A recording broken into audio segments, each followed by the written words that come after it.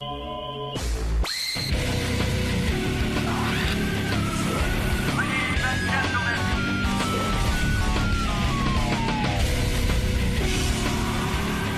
Langford from Howard 100 News is here to give us an update. What do you got, Steve? Just some of the stories we're working on in the Howard 100 newsroom. What on earth is High Pitch Mike hiding?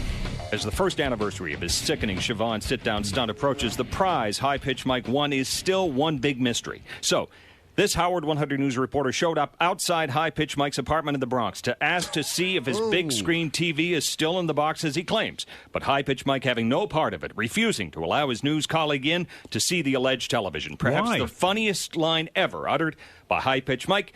He calls news director Brad Driver on the cell phone and says, "What is Steve Langford doing here?" Howard? Yeah. You know, it's funny because High Pitch Mike just came to me a few minutes ago and he gave me tape. If you go to GP2 in the first column in yellow, he says Friday morning he just comes out of his apartment to go to work and there's Steve Langford standing on his corner insisting on being, let into the apartment and Mike won't let him in. It's really funny. Let me hear this. Come on, let's go see the TV. You don't need to see it. Why not? Come on. Why not? Because. Let's go look at it. No. Why not? No. Why not? Because. No. Would you go to Howard's house? Would you go to Robin's house? Michael, no. not answering the question. Because you don't need to be in my house to look at a TV. Yes, That's fine. No, you don't. We gotta go. Seriously, I have work to do. What's going on here, Mike? You're a part of the news department. Why would you care if they see your TV is still in the box? I have made no secret that I won the TV. I've left it in the box. I'm planning to move, and I don't want it to get fucked up before I move. Yeah, it's expensive to me. You had Siobhan's fake vagina on your face, and you don't watch that TV for a year? Well, having her sit on my face is the equivalent of paying what that costs. That's $4,000 or $5,000 for that TV. It's not a big secret that it's in the box. This guy shows up at my house like some sort of stalker. But why would you care? I don't want him in my fucking apartment. Why? He's creepy. Steve is creepy? You're not creepy and creepy. he is? You're creepy too. You're a news guy. This guy walks up to me every day in the newsroom and says, "Tu lengua en mi culo." Do you know what that means in Spanish? No. Your tongue in my ass. I don't speak Spanish. He scares me. Do your job. Steve, what do you say to Mike? Dude. Listen, we all know a little Spanish, a little French, What was your phrase that you say? I want to put my tongue in your ass. How do you say that? Let me see. I think Mike told me how do you El tongo en pupo. Tu lengua en mi culo. I didn't know you were going to come up to me and request that every day, though. He scares me. And then I Does have he really scare you? Wait a minute. Let's be serious. You mean here Steve for a would Let me tell you, I had neighbors Let's walking. be serious. No, I had nonsense. neighbors walking out of my apartment. Reporters wondering go why this out guy in the has... field. No, hang on for a second. Reporters go out in the field every day to ask questions. If they did not, you would not have a newspaper every day, and you would not have any television or radio news. You should ask questions, but my TV sitting in a box is not the Kennedy assassination. You worked at ABC assassination. News. Exactly. You say you worked at ABC News. This is another thing that this pissed me off Friday, Howard. What is this? I went to NYU. I busted my ass to go to school. I paid my own tuition. I worked full time. I interned here. I did a lot of internships.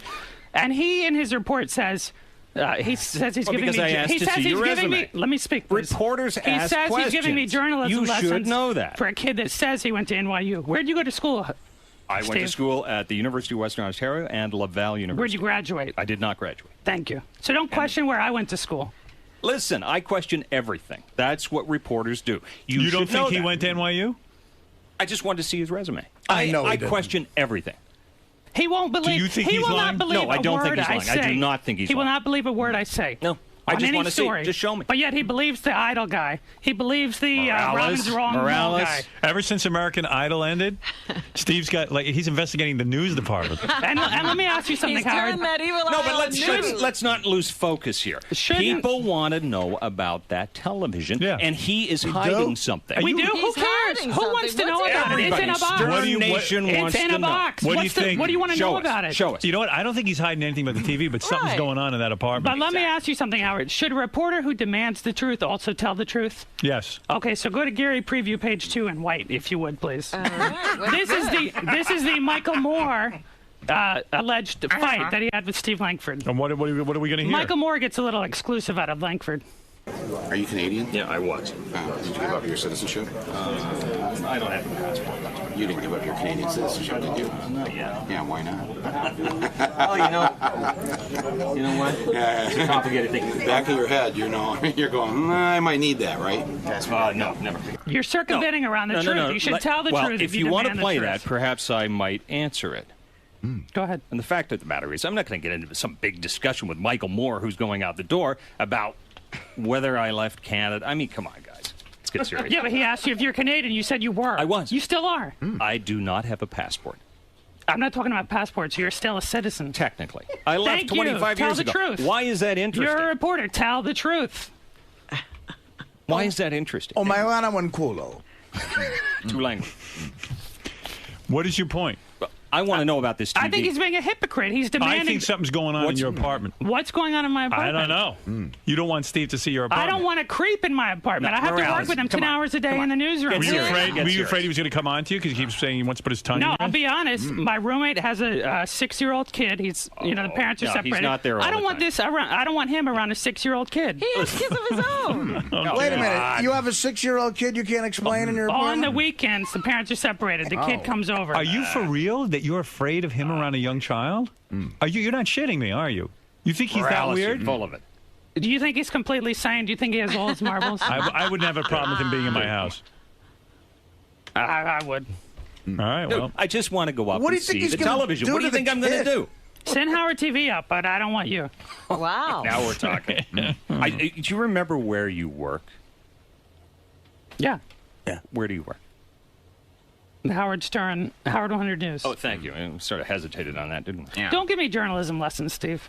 All right. Well, listen. Why are you hiding this? What the fuck am I hiding? It's a TV in a box. I don't want you in my apartment. Is that so hard to believe? Okay, we'll send Lisa G. When are you moving? I can listen to Mike's voice all day. I know. When are you moving?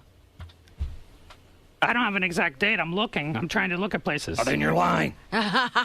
You can't get that voice down lower? I can, but I mean, Why don't you just do it? Why don't you just be like, hey, can man. you get your nose down smaller? Yeah, I That's what I was did. born I with, shaved Howard. it down I a was little. born with this voice. I can't do anything Do about you it. want to make it lower? Like, why don't you just walk? Let me hear your low voice. We've done this. Let me hear it again. What do you want to hear? It's not that much slower. Let me hear you get it as deep as you can get. What do you want to hear? It's not Yeah, low. it's It's, not- I mean, it's this is not my that- voice. all right. It is what it is. But All Morales, right, how take about it easy. How about No, Lisa G? he upsets Lisa me. G's. No, dude. Lisa G. Would he show up? Answer the question. Would you show up outside Howard or Robin or Artie Of course, or anyone I'm not going else? to go to Howard's place. Would you go to anyone on the show? But I am going to go to your place to find out about the television. You wouldn't let me in, so let Lisa G in if you're And I creeped live in a out by me. primarily Hispanic and African Answer American the question. neighborhood. They see this white guy with a microphone up in my face. The neighborhood wondering- was my very neighbors nice. walk There by was wondering, no what the hell problem is with the going neighborhood. on? It was a very nice neighborhood. But It let was. Lisa G in to see the TV. Come on. Is she going to come to the Bronx? Why not? She's a reporter. She can come by. Thank you. I don't want you by then. So it's a deal. It's a deal. Why is everybody so creeped out? Are we by gonna wait? Steve? Are we gonna waste a whole day of Lisa G's time to come up to my apartment? It's a deal. To see a TV in Is a it box. a deal or are you backing out? I think you're making mountains out of a molehill. Is it a deal or not? I don't care. Okay, deal. All right, there it is. Lisa G will be going to Mike's, high-pitched Mike's apartment. And we'll get a report and on we're that going to TV find out in about a that box. TV in a box. All right, and bring in your citizenship too. Howard Stern exclusive. Bring in your American Listen, you've citizenship. really papers, got to- You know I'm these convinced- guys fight thing? all day. I'm convinced. just see I'm this. convinced he's still Canadian. I don't think he's American. I want to see your naturalization papers. Dude, I ran like a wild man. But anyway, your deflection skills need a little work. All right. Mike, do you want to give your roommate the code word to start getting rid of the bodies in the 600-gallon drums? Yeah, I that's say what- no way Lisa G makes it back from the Bronx. I don't think she'll come to the Bronx. You live in a tough neighborhood? And her of all people, Friday she's calling me a Jew. She said, "Why do you have the TV in a box?" She says, "You're such a Jew." Coming from her. Wow. What's She's that a all Jew. about? Do you guys get any work done back there in the I newsroom? get a lot of Lots of work. work Like done. they Well, just Mike, why do argue you with each other. Why do you say coming from her? Well, what do you like? What is that? Because she's like the most Jewish person in our newsroom. She's very Jewy. What does Very that mean? Jewish. But how? I What, think she's the only Jewish person in your news. what makes her Jewish? She's very conservative with her money. Need I go on? need you to go out of course. I want to hear What more. else? So she's conservative with her money. What else makes her Jewy? Every time one of these Jewish holidays comes by, she's got to take it off. You know, Now you're onto something. if I can work on a Jewish holiday, you should too. Wow. Hey, someone told me you went to Disney World for a week by yourself. Yeah, what the? Well, he sounds like Mickey. Talk about creepy. Did you go up to Mickey Mouse and talk to him? No, I didn't. Hey, what are you doing? What are you doing? And the guy's probably like, "Hey, stop making. Hey, just because you're talking to Mickey Mouse doesn't mean you have to speak in a high voice." And then Mike goes, "No, this is what I sound like." Hey, Mickey. Wait, what do you do there? Hey, Mike. I had from when I worked. What is at, it, Ralph? Wait, let Mike explain that. Yeah, I want to hear. What did you From do? when I worked at ABC, I had a bunch of free tickets left. They were about to expire. I had time off here. I figured, let me just go use them. Who's conservative with their money? What do you On do? your vacation, you use your free Disney World ticket. What do you do there by yourself? Yeah, you went yourself It's a bunch of roller coasters and shit. Well, I mean, I just went on the rides. for a whole week. Go on the roller Did you get paired up with other Singles. Yeah, they do that. You couldn't find anyone to go to Disney World with you. So sad. I mean, that's a great destination. Somebody must have wanted to go. Do you ever travel alone sometimes? I certainly travel alone, but not to amusement parks. Okay. So be it. Oh, Jesus. He doesn't have a lot of friends. I'm the JD of the newsroom, ultimately. He's walking around by himself going in and out of gift shop. We heard there's a special line for people who go to Disney World by themselves. Right. What do you mean a special line? Yeah, It's a line for singles. they had a single riders line. Really? So I didn't have to wait in any of the lines. I just went straight to the front. Were there a lot of other single people there, or was it just a line of two? No, there were a lot of single people. And do you all socialize with each other? Is it like the geekiest line ever? Did you ride the loser flu? Anyone in a Darth Nihilus costume? No, I didn't see Darth Nihilus there. I wish. I am Darth Nihilus. What did you do for dinner? Did you eat by yourself, or did you eat in your room? No, I would eat in the amusement park. But you would just go to a stand. You didn't go to the restaurant. Mike wants to kill Artie right now for laughing. I know. He's shooting. You shoot dirty looks over at Artie. No. He's shooting the dirty He's look fine. at me and Mike. Artie, do you ever go to Disneyland by yourself? Artie couldn't fit in the rides, trust me. I'm just saying, I'm sorry to be laughing, but how old are you? 29. Oh, jeez. It just got worse. Artie goes, I'm sorry to be laughing. It's odd that you would go to Disney. You're a 29-year-old kid. You got kind of a happening job. You know who does that? Who? No. Mental patients? Worse. Don't go there. Jeff the Vomit guy? Serial killers? Yeah, people you want arrested. I mean, they're the ones who would hang out at Disney by themselves. Sure. Can you imagine, though, the little kid who's sitting next to Mike on the roller coaster? Scared? And then you have a 6-year-old Excuse kid me, you sir. can't explain in your apartment. Hey, shut up! I'm here in the singles line, you little fuck! You got a family, I don't! You cocksucker! Hey, Mike, what ride? You sound like a kid. Yeah! Mike, what were your favorite The little rides? 6-year-old kid's like, sir, don't you have any friends? No! I couldn't find anyone to go with me! Fucker! Hey, mister, I don't want to grow up to be like you. What do you do? You're like, well, it's 1 o'clock. I finished my goofy shake. I mean, really, do you stand there and get your picture taken with the character? No. Like pretending that you're I'm cool. Oh, my goodness. You're on the ride, the Pirates of the Caribbean by Someone yourself? told me you went to a Madonna concert yourself, too. Yeah. So what? So what? I'm not Mr. Popularity. Really? So what? And fucking Ralph is laughing. The only friends he has are the people he mooches off of. Artie, this is not funny. I don't understand that. You know what? Oh, That's how I'm going to be laughing when he has a stroke. good line. Oh, you. Mike's going to kill you. He's looking at you like Look he's going to at kill you. you. I'm actually worried that he will. Have you ever had But have you ever had a friend? I have friends. I'm not Mr. Popularity. As All right. I like it. Who in this room is Mr. Popular? Howard. You can't find one guy that you know that would want to go see Madonna. Well, that makes sense, actually.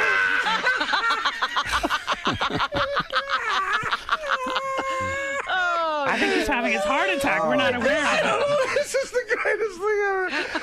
Like a virgin is coming up. oh no. Did you sing Starlight?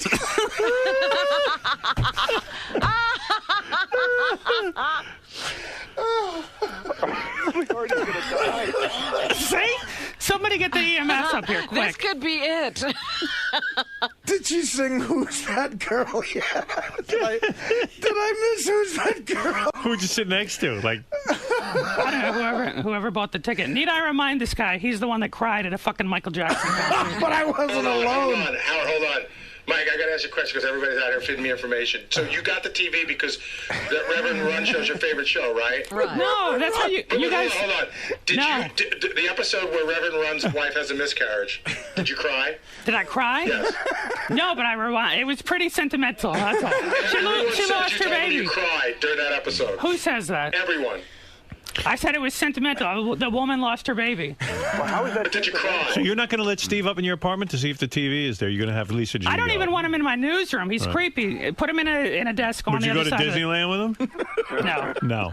The Reverend Run show is your favorite show. It's not my favorite. You guys asked what I watch, and I said Run's House. Well, you also said, okay, then your favorite is Little People, Big World. That's another fun show. What the fuck is midget that? show the midget show that Eric the Midget always talks about. Oh. It's this family of midgets. What? I love these freaky shows. I do They're too. funny. I like to watch midget shows. This guy know. needs his own reality show as Who's well. Steve? I mean, You really think he's that weird that you wouldn't let him in your house? I don't want him in my house. Right. I just love that Steve is like turning on his own people. He's crazy. It's a slow news day. Steve, I wouldn't let him in my apartment either. Steve, how do you explain it? The guy who went to Disney World by himself at 29 years old and thinks you're creepy? Mike, you know what you want to get? You ever see those things advertised in the paper? You can blow up this doll and sit it next to you in your car so people think you're driving with Like someone? an HOV lane? Yeah. Yeah. That's what I need. You could bring it to Disneyland. Bring it to the Madonna I don't Big mind. rubber friend. Forget Disney World. I don't mind traveling alone. I like Yeah. being alone. My friend likes La Isla Bonita. Did you sing that? My rubber friend. I'm surprised you're talking so much. Usually you have your mouth full. You woke up. I'm sorry. Hey, someone told me you're throwing yourself a birthday party. It's going to be a karaoke birthday party. I love how they feed you. You're that stuff. into karaoke? No, I said it'd be fun to get everybody together. Like who? Every time they get together, all they do is play beer pong. I thought we should get together Who, and the do people you karaoke. went to Disney World with? Yeah, Artie, they're having a reunion. Get everybody together. Who's everybody? Get all the jokes in now while you're still here. Because once you're gone, nobody will hear you, buddy. Okay, but all right. So who's everybody? Who would be on that list? Who would you invite? The staff here, my friends from school. Hey, Artie, you can sing karaoke at the party. I'll sing Madonna. Well, you mentioned, why couldn't you ask JD to go with you? I'm not gonna.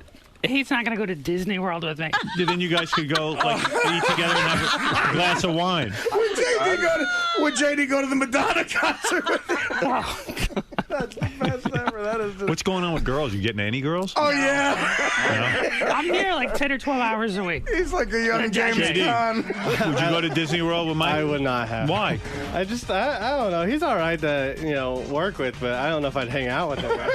Oh, wow. You won't hang out with him? And I even get it from him. Like JD, I consider JD's a nerd. JD, I consider my equivalent, but he walks around with this arrogance, like he's better than me. Oh, whatever. I think because everybody back here rips on him, he says, "Oh, I'm better than Mike." So he it's even like rips on he me. can't hang out with you because He's too good for me. He's got to be better than someone. Exactly. Right. I All of a sudden, JD is like, Jack Nicholson. Or something. compared to him. See?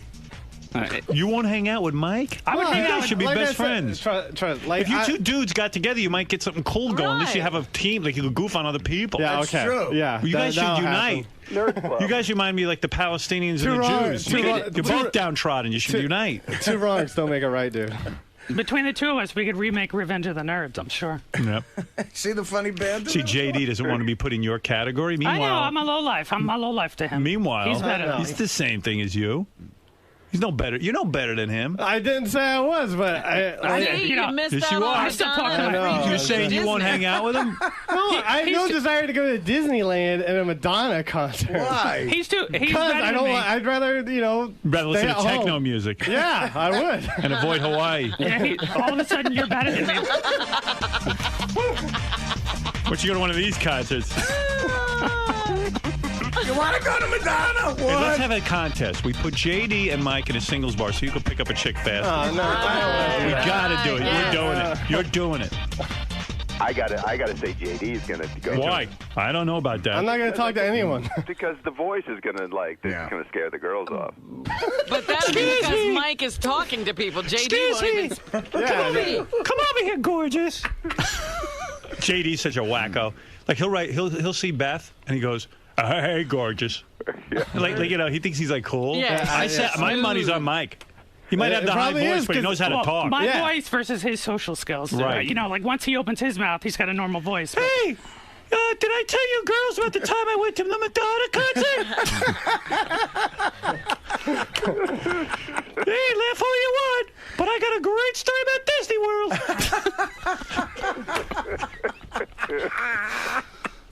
No, JD's over there. I don't know.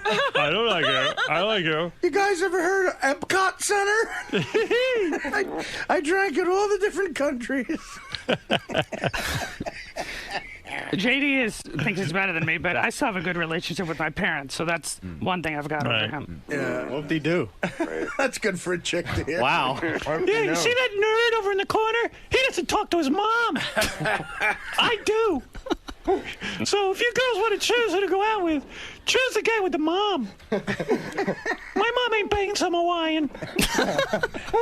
Wow. Hey, that's our friend. What a team. I got to see that show. No, we don't. Yes, we do, Yeah, JD. no. Come on. I'm not gonna talk to anyone. I'm gonna sit Prove there. that you're not Mike's equal. I didn't say I wasn't his equal. I don't like to hang out with a lot of people. JD. The new odd couple. I was on Mr. Toad's Wild Ride for a whole day, so go fucking suck off. Maybe I went myself, but at least I was there. I had my own teacup. I'm participating in life. You know what I would do? I would shoot. I want to get the script to like Ocean's 13, that buddy movie, and have these two guys star in it. Yeah. This is George Clooney and Brad Pitt. Yeah. One guy be Clooney and one be Pitt. So we just stick you in the movie. I'm fucking Angelina Jolie. Go fuck yourself. For a high pitch Eric in there too. No, just these two. It's just a. There's enough high pitching. And get that Darth Nihilus guy to make an appearance. Hi. I am Darth Nihilus. Hi guys. All right. What time would you get to like the park? When I would wake up. Where do Hey, you I gotta stay? go. What am I doing? You want to interview him I'm more? sorry, I don't know. Well, it is interesting. You'd Fascinating. go at the beginning of the day. I'd wake up. It's vacation. I'd wake up 10, 11. I'd show up at noon. Well, look at Ride you, some Mr. rides. Lewis. Where do you have breakfast? I never have free time like that. So No breakfast? You went to lunch? Yeah, I don't eat breakfast hardly. And what do you do? Sit by yourself? Do you read the paper when you're eating lunch? Or do you keep yourself busy? I mean, I did you guess. have a plan of which part of the park you were I would going just to go to- attack No, I today? just- I'm going- Hey, where do you want to go? Oh, there's nobody here.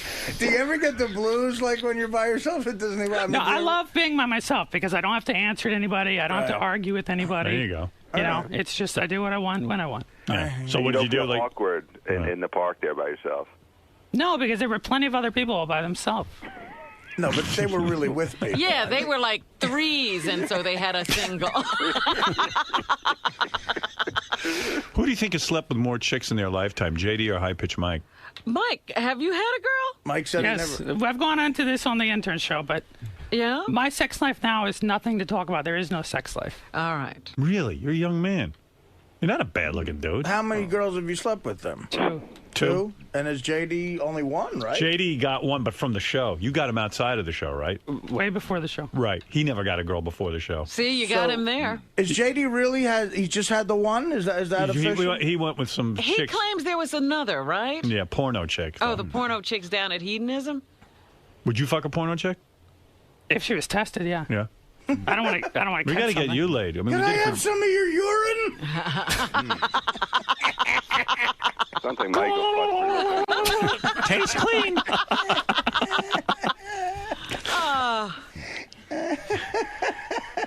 Let me smell your pussy, see if there's anything wrong with it. Oh, this is bad pussy. Oh, another 2-year drought. Oh, shit. That's it. You can't be too choosy, man. Skip the test. Fuck it. Your freshness date has expired. You're gonna be tested. What? You got AIDS? Well, let me think about it. Want to go to Disneyland? I won't fuck you, man. I love watching Artie laugh now because when he goes home, it's nothing but sadness on the inside. Dude, you make me feel great about myself. No more depression. Your depression is lifted. Well, Mike, I understand you don't want Steve at your house, and I respect that. Thank you. Can I call you every day? Lisa Gigo, just want confirmation that the TV's still How on about the I bike. just bring a picture of it? Why does somebody... No. Why do we need come to, on. Why do we Steve, need to right? waste... No. That makes it sound like you're hiding something. Exactly. What are you hiding up there? Nothing, but Lisa G needs to go to the Bronx. Well, I mean, What do you it's a care? story You they're go there covering. every day. Maybe she'll go out with you. It's the world of Howard Stern. I don't think I'm her type. And you live with a 6-year-old kid, you said? On Just the the weekends, the weekends. parents are divorced, and the kid, it's Probably my nice to godson. get some human contact.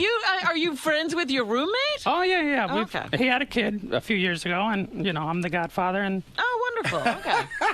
oh, here we go again. Fucking. Hey, He has nobody in his life, and he's laughing may at your me. first child be a masculine child. I'm the godfather. Godfather.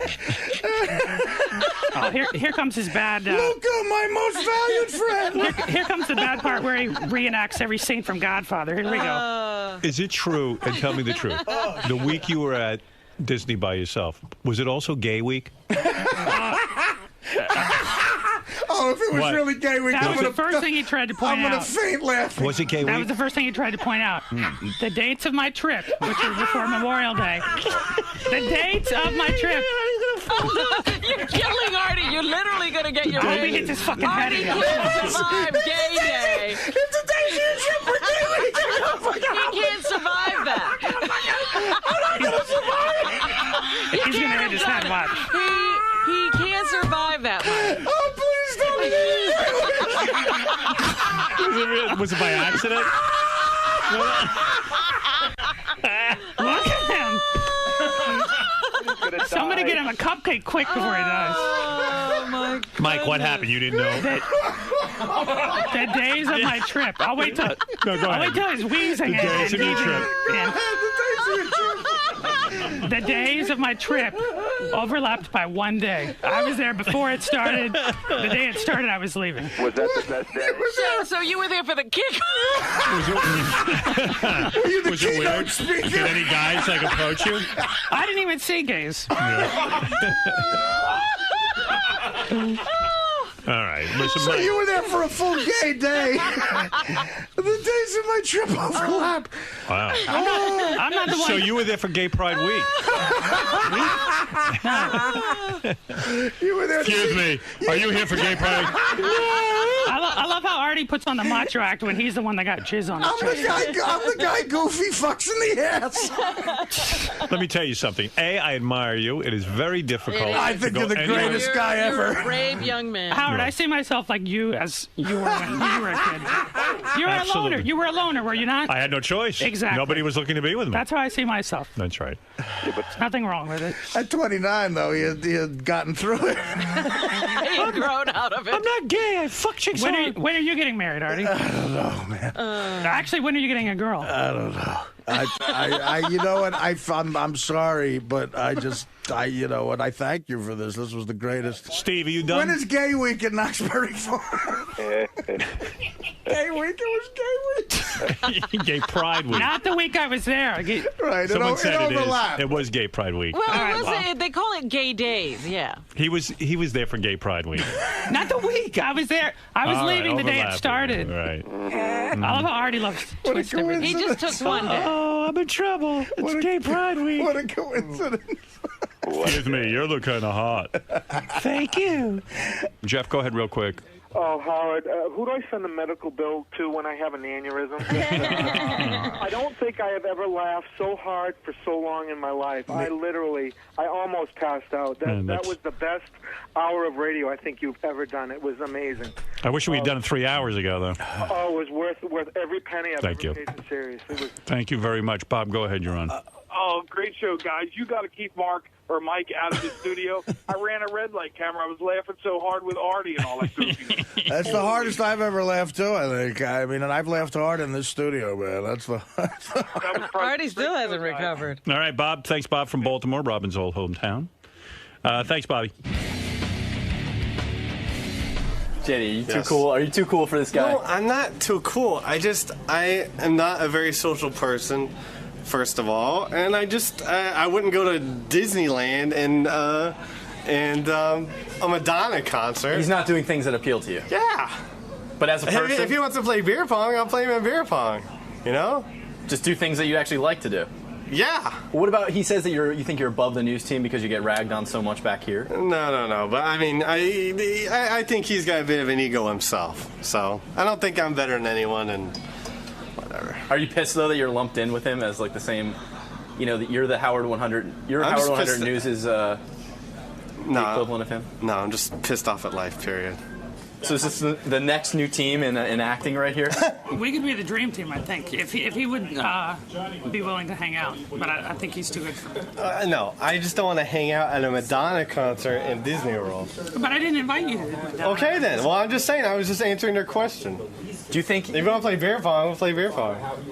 Because I don't think there's really this air of cockiness around JD. You do see that he... You don't see it in the studio, but when he's talking to me in the hallway or if I run into him... It's busting balls. Everyone busts each other's balls around here. Well, Mike seems to think... And I finally bust someone's balls, and of course it's cockiness. Well, Mike seems to think that, sort of shit rolls downhill, and then you view them as below your hill. Well, no, he's not... I mean, he busts balls, too. I mean, we all bust balls, you know? Mike, speaking... Am I right? I'm not busting back, but it's usually starting with him. If you guys are going to be the next big tandem, you need to learn to get along off camera, though. We get along fine. We don't fight. All right. Well, speaking of busting balls, Mike, you took it pretty hard in there, man. Yeah, so be it. I mean, it is what it is. Do you really feel that way? Because there's moments there where it looks like you were just completely... No, I love when everybody goofs on me, but Artie, he just takes it a step further. Yeah, you were firing back. It seemed to really hit a nerve with you, the things Artie was saying. I think he thinks he's perfect in his own mind. He forgets that he's over 300 pounds. He forgets that he's near stroke. He forgets that he's alone. But do you see the humor in the fact that you went to those concerts by yourself? Yeah, but, And that, Madonna's not the most masculine of course not. But I grew up in the 80s, She was a big hit in the 80s, so that's it. What about, like a guy with a higher pitched voice going to a place that's sort of run by a character with a high pitched voice? It was a vacation. I mean, there's nothing more to it. It's a vacation to get away from work. When you see Artie around the hallways, though, now, is there going to be a little bit of resentment there? No, he cracks on me, but I feel bad for him, I'm afraid of the day when we come in here and it's time to go to the hospital to cover him. Wow. You're relentless on this guy.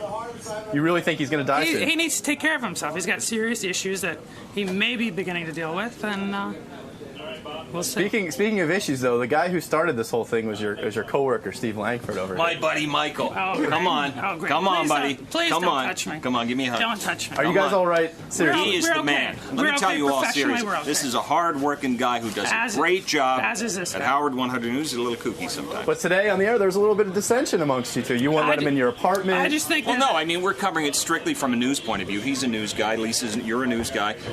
We go to cover news, and the news story is what happened to that TV that he won. People want to know. I show up. He's a news guy. He knows. He should let me in. He doesn't want to. Fine. He's got something to hide. Now maybe he'll let Lisa G in. Why are you letting me go? Because Lisa G doesn't creep me out like Steve does. But you know what? All in all, again, he is a hardworking guy. Professionally, I love this guy.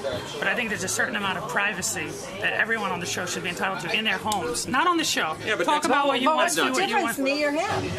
Because you kept saying it's private. So he creeps me out. You don't. Oh, come on. Listen, if Michael came over to my apartment, if I'd won a TV and I had some running gag about whether it was in a box or not, he shows up outside my apartment. Come on in, buddy. Yeah, Howard thought you were hiding something. What's to hide? Come on over. Well, Steve was there. Come on. These guys are the best. I love it. No, you just made the greatest radio of all time. This is This kid deserves a raise. I'm glad you had You were great. I want to go with you to Disney World next time. So at least we'll go. We'll bird dog. It can't be gay week though. We'll go whenever heterosexual week is. We'll go, and then and we'll shut this guy up here. Good job. Oh man, I love Mike.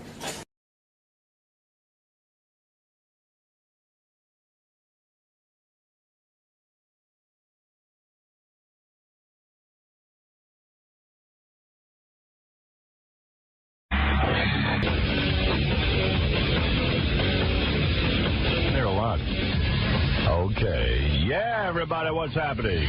Good morning.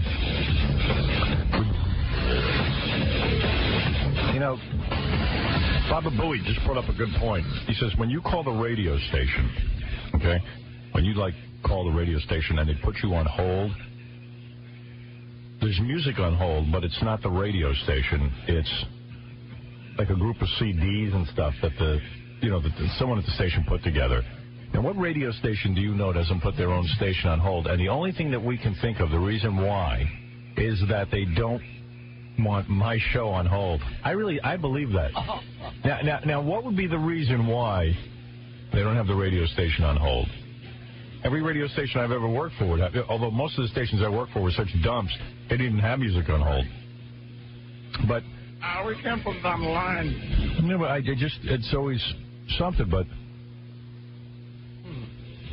seriously, why would the station go to the trouble of putting together a bunch of CDs that you listen to on hold? I got to call the station. I don't even know the number, but... What, to just get the music on hold? Wait a second. What is it, Stuttering John? Well, that's so funny you say that, because I called the station when we were off, and it sounded like they had Z100 on or something. Yeah, right. They hit me. Okay, but we can't call now because there's no switchboard. Well, you know what, Howard? Call my extension, and I'll... Show me how to do that. I don't even know your number. John, show me how to do that. You're right in there. Yeah, you dial it. Come here. Come here, John. I was going to say, come here, stupid. That wouldn't have been nice. Yeah, don't call it. It's implied, yeah. All right, let me see. Let me see if I can do this. Now, for some reason, the phone isn't coming up. Hold it. Here, right here. Dial here. You want to. All right, go. No, sorry. How many numbers? Joe. Hello? Yeah. Howard? Yeah. Okay, hold on.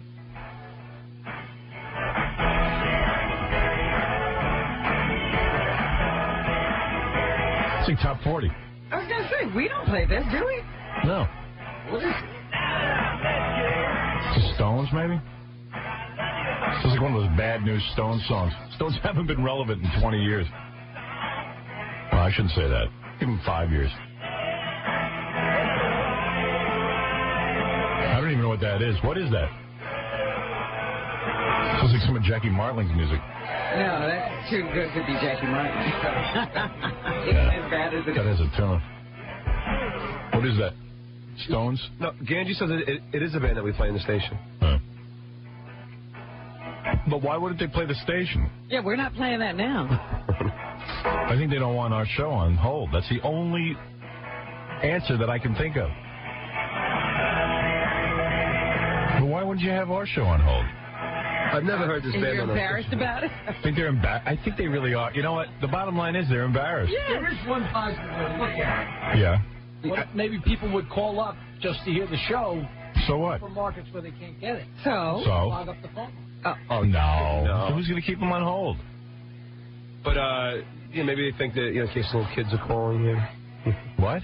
Maybe they think that, if... I swear, you know what I thought he just said? Maybe they thought some kids will call? No, I'm saying, maybe their, mentality that they're afraid little kids will call and be subject to the Stern show. You know what I mean? Oh, little kids. Yeah, hey, that's possible. I don't know. Maybe. Yeah, it's possible. Little kids. The point is, it had to be a decision at some point. Somebody had to make, Well, they had to decide what to put on hold, sure. Here comes another song. I've never heard this stuff in the station. Ganji. Hey, Howard? Yeah. I know, I'm almost sure that Andre was in charge of picking the music. Nice job, Andre. The music sucks. Yeah, what is this? It's Andre's personal collection. Yeah. It's awful. If it were Andre's personal collection, it would be nothing but Beatles music. Yeah, from like... No, but I mean, it's like... Get back. Maybe they want, like, nice conservative music. Yeah, this isn't going to offend anybody. Nobody knows what it is. Maybe they want to fool the sponsors into thinking we don't play rock. And that they don't carry the Howard Stern show. Yeah, this is a station you can advertise. Yeah, here's my vibe on it. It's for like sponsors who could possibly get offended because they don't normally listen to the show and they don't listen because they're all maybe from the Midwest or something. Right. Even though we are on in the Midwest, but like maybe they think, well, maybe there's some sponsor who doesn't listen to the show, so why should we take a risk? We could actually sell him the show if he doesn't know what it is. Right. I think that's what it is. We got to ask Tom. Music's awfully gay. No, I've never heard this on the station. You hate being on hold. Maybe it's for, like, gay sponsors, and they want them to think that we have gay music. I don't know. Bongo. Do I hear bongos on this song? Yeah. Fa-fa-fa-fa. This is a happening song. Sounds like a Partridge Family song. Can't even hear it. Full high. Like everything else at the station, the levels are all off. Yeah, the sound is Yeah, the sound is bad. It's not even good. Listen. It disappears. Awful. It must be using our microphone. Hey, Andre, want to come in and explain what music you selected for Hold? I mean, it's pretty bad. Good Lord. Andre said he had nothing to do with it, although Tom told me he did. Nobody's taking So who did? Nobody seems to want to take credit for it. I can't imagine Andre did it. I can't imagine Kingston doing this. I bet you Tom did it. Yeah, I would think so. Sounds like music Tom would pick. Whenever Tom gets involved, it sucks. Fa, fa, fa, fa, fa. Wow.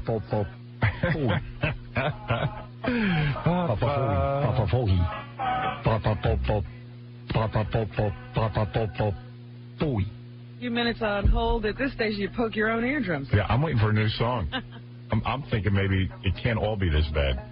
All right, look, we got to take a break anyway. We'll be back right after these words. The Howard Stern Show. Howard Stern.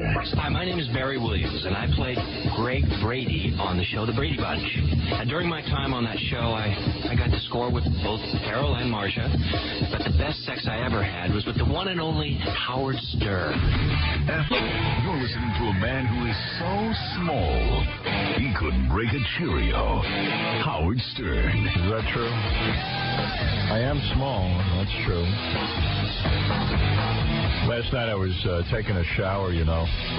It was 10 minutes to 8, and I wanted to make sure I watched Celebrity Millionaire, so I had to shower quick. And then I'm, like, staring at myself in the mirror, and, you know, I'm looking at my body hair, and I'm realizing my bush is, like, in two parts. You know what I mean? It's like I've got hair. I just determined that I have too much hair, and now that I'm single, it might be possible that someone will see my bush other than me. And I should really groom it a little because it was way too bushy. There's too much there. So I took out the clippers, my hedge clippers, and I began to groom it. And I tell you, I'm not talented in this area of hair grooming. It's hard to cut hair. It is. It never looks natural when I'm done. That's why they go to special schools for it. It's like I have an upper bush, like you know what I mean, and then a lower one. Top one and a lower. Yeah, and the top should be trimmed down. You know, even though I'm a guy, because I was thinking about it, is it gay for a guy to trim his bush hair? Yes. And I thought so, but then I took a good look in the mirror and I said, nothing wrong with grooming. Nothing wrong with, you know, I've always done that. I think you should do it. I really do. I mean, if chicks are doing it, and you look at a lot of these naked guy magazines, guys are doing it. Chicks seem to dig it. Those naked guy magazines. I do. Thank you. I don't know what you're doing. I'm not sure. Well, I just want to see what it's doing. Oh, boy. But my problem is I have such a small wiener. Yes. You don't want it hidden? Well, what happens is I thought if all my hair was shorter, that it would make, like you know, when I used to get a crew cut when I was a kid, it would make my nose look bigger. So, you know, I had more face. It had the same effect. Yeah, but it didn't. It made me look like a little baby. Yeah, because now you don't even look manly hairy. Right, because at least with the hair, but my hair extends past my private parts. Longer? Yeah, so. Covers everything up. So, what are you going to do? It's a problem. So I tried to trim the top. I think what you need to do is keep the lights lowered. that I do. And I'm alone. You know what I mean? Did you do it looking down, or you didn't do it looking in the mirror? I looked in the mirror and then I looked down. Looking down is what? Looking down. No, I meant, is that devastating or is... No, I mean, you can't see anything It's without so hard to do anything. Well, I mean, that must be devastating to you if you look down and there's nothing. Well, it's hard to see. So I didn't know what the hell to do. Where are the other parts of your anatomy? Are they visible? Through the hair? Yeah. Like what? What else would you be talking about? Well, there's the top part and the bottom part of that, too. Oh, nothing's visible. Oh, the bottom is. Yeah. I was going to, because you always said you had big ones of those. Yeah, they're not even that big, but they're bigger than, you know. Yeah. So it's just hair and... Yeah, and those. But I trimmed it down a little, and you could start to see something. Yeah. Yeah. But that's... Is that worse? Yeah, I think so. Yeah, I got to really think it all through. I haven't really thought it all through. I'd show you what I'm talking about, but it's way too embarrassing. You know what I mean? If you wouldn't laugh, I could deal with it. But well, I can't promise. No, I know you laugh. I've seen you in action. I would not laugh, but I can't promise. No. Obviously, I've been surprised. No, I've seen you in action. By my own laugh. Right. By the way, on the show today, the girl who claims to have the greatest ass in America. Another one? Because we've had these great ass girls in here before. I know, but this one really claims to have the greatest ass ever.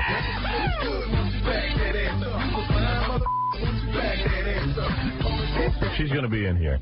Some of the guys are saying she might have a great ass, but... she should wear it on her face? Yeah, exactly. So we'll check her out. Oh, no. I haven't seen her. I don't know what no, it's not great to have a great ass and not a great face. Back up there. Back it up. So you watched the Celebrity Millionaire? Oh, I sure did. I wasn't going to miss it. I was boycotting because of all the great. Oh, you mean because of Channel 7? Yeah, I refused to watch. Yeah. Well, I watched it. Yeah. And it was bad as I expected because... No drama. You know, here's the odd thing. I ended up watching Celebrity Millionaires, so therefore...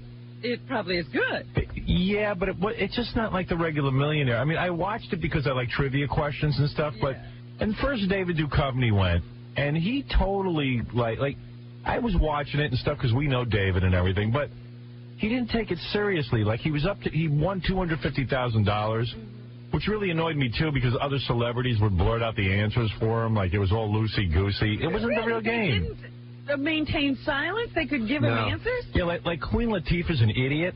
And yet she's back. She knew one answer for Russell Simmons, you know, what he calls his clothing line. No, it was for Dana Carvey. She helped. Well, no, I know that. Please, John, don't help me. But, like, it's irrelevant. No one cares. Okay. So, you know, like, Queen Latifah knows one thing, so she yells out. So Dana Carvey was going to give the wrong answer. He thought that Fubu was the name of Russell Simmons' clothes. And then Queen Latifah goes, I'm feeling very heavy. I'm feeling like I ate too much. You know, so Dana Carvey switches his answer to Fat Farm. And, I mean, it's like, it's not fun. It's like, shut the F up, Queen Latifah. Who are you anyway? I mean, is her show still on the air? I don't know. You're kidding me. It's just like, you know, don't ruin the game, you know? And then David Duchovny, when he went, he kind of like he didn't know the answer to something, so he just like he could have won $500,000, but he was up to $250,000 for his charity. Yeah. So he would stop and say, "Hey, I won $250,000." He blew it off and guessed. Right. Meanwhile, I knew that answer. There was a question. It said, "The end of what movie?" Oh yes, I remember this. Did they say, "Stay away from the English"? You be careful out there among them English. And I remembered that it was Witness. Yeah. Because I've seen that movie a couple of times. It's one of my favorite movies. I actually like Witness a lot. Witness is a great film. Yeah, and I remember she kept saying, stay away from the English. I didn't know the exact thing, but I knew she kept calling them the English. Right, that's what the Amish called regular folk. Yeah, so David Duchovny guessed A, which was, what was the answer that he guessed? Braveheart. Yeah, Braveheart. He guessed, oh, you read this in the newspaper? Yeah. Yeah. And then he, blew it off, you know, and then for his lifeline, he called his wife Taya Leone, and, she doesn't know anything. She's cute and everything. She's hot. Taya Leone's hot. Yeah. But she got that, she has a slow way of speaking. Yeah, well, she's retarded. Yeah. You are so screwed. You are so screwed. Awesome. You are so screwed. I was watching a Sean Connery movie on the weekend. What the hell was it? Oh, I was on the plane. I was on the plane. I watched a movie with... Entrapment? Yes, where Sean Connery is a thief. By the way, I never saw the end of it. Don't tell me what happens. But she looks hot in it, doesn't she? Who, Catherine Zeta-Jones? Yeah. She's all right. I don't dig her that much. She's wearing that black outfit. She's not that hot. Cat outfit, and she's crawling under the lasers. That's supposed to be the hot scene. Yeah. But I don't believe that's her. Yeah, and it isn't. It isn't. You're right, because she couldn't even do that kind of ballet. Yeah. She's beautiful. And I'll tell you, I don't think she's that hot. I guess I'm nuts. There's Catherine Zeta-Jones. And he says, I'm going to get over. He always sounds like he's going to the bathroom to me. And I can't take it. He's gotten older, even I noticed. I say that we must go in and capture little Jules. Robin Jules with his granddad. Yeah. And it's like Right, he's running around. He's 100, 1,000 years old. Years old and 500 pounds. Yeah, you have to carbon date him. And he's a cat burglar. Yeah, a cat burglar. and she needs him, no less. Right. Sure. If you don't want to get caught, you must go and do it. He's standing up on the roof. She's practicing constantly. Yes. He's fine. Yeah, he doesn't have to practice anything. If I wasn't so old, I'd do it myself. And it's just always, and he's always, every sentence is like this. And I'm watching the movie and I want to shoot myself. It's unbelievable. So, so David Duchovny, he didn't treat the game seriously, and he blew it off, so he went back down to $32,000. Kathy Lee, first of all, you know how you have that second round where you, in order to get in, the fast finger round. And it took some of the questions were so easy, and it took them 10 seconds. Well, let me say this, too. I think that every celebrity gets to play. So throw out the fast finger round. They're going to let everybody play. Well, they do because, quite frankly, what they do is they don't keep replacing with new celebrities. So eventually, by the end of the week, everyone will have played. You've just gotten down to one person. Right. Looking at how Rosie O'Donnell has kind of claimed how good she is at it. She can't even get into the fast finger round. And those were easy questions. And then she's sitting there scowling at the end. I think that's supposed to mean oh my God, I should be playing, not anyone else. Well, she was correcting Regis when he would screw things up. Yeah. She seemed pissed. Yeah, she's just an angry woman. And her head really is big. It really is. And then,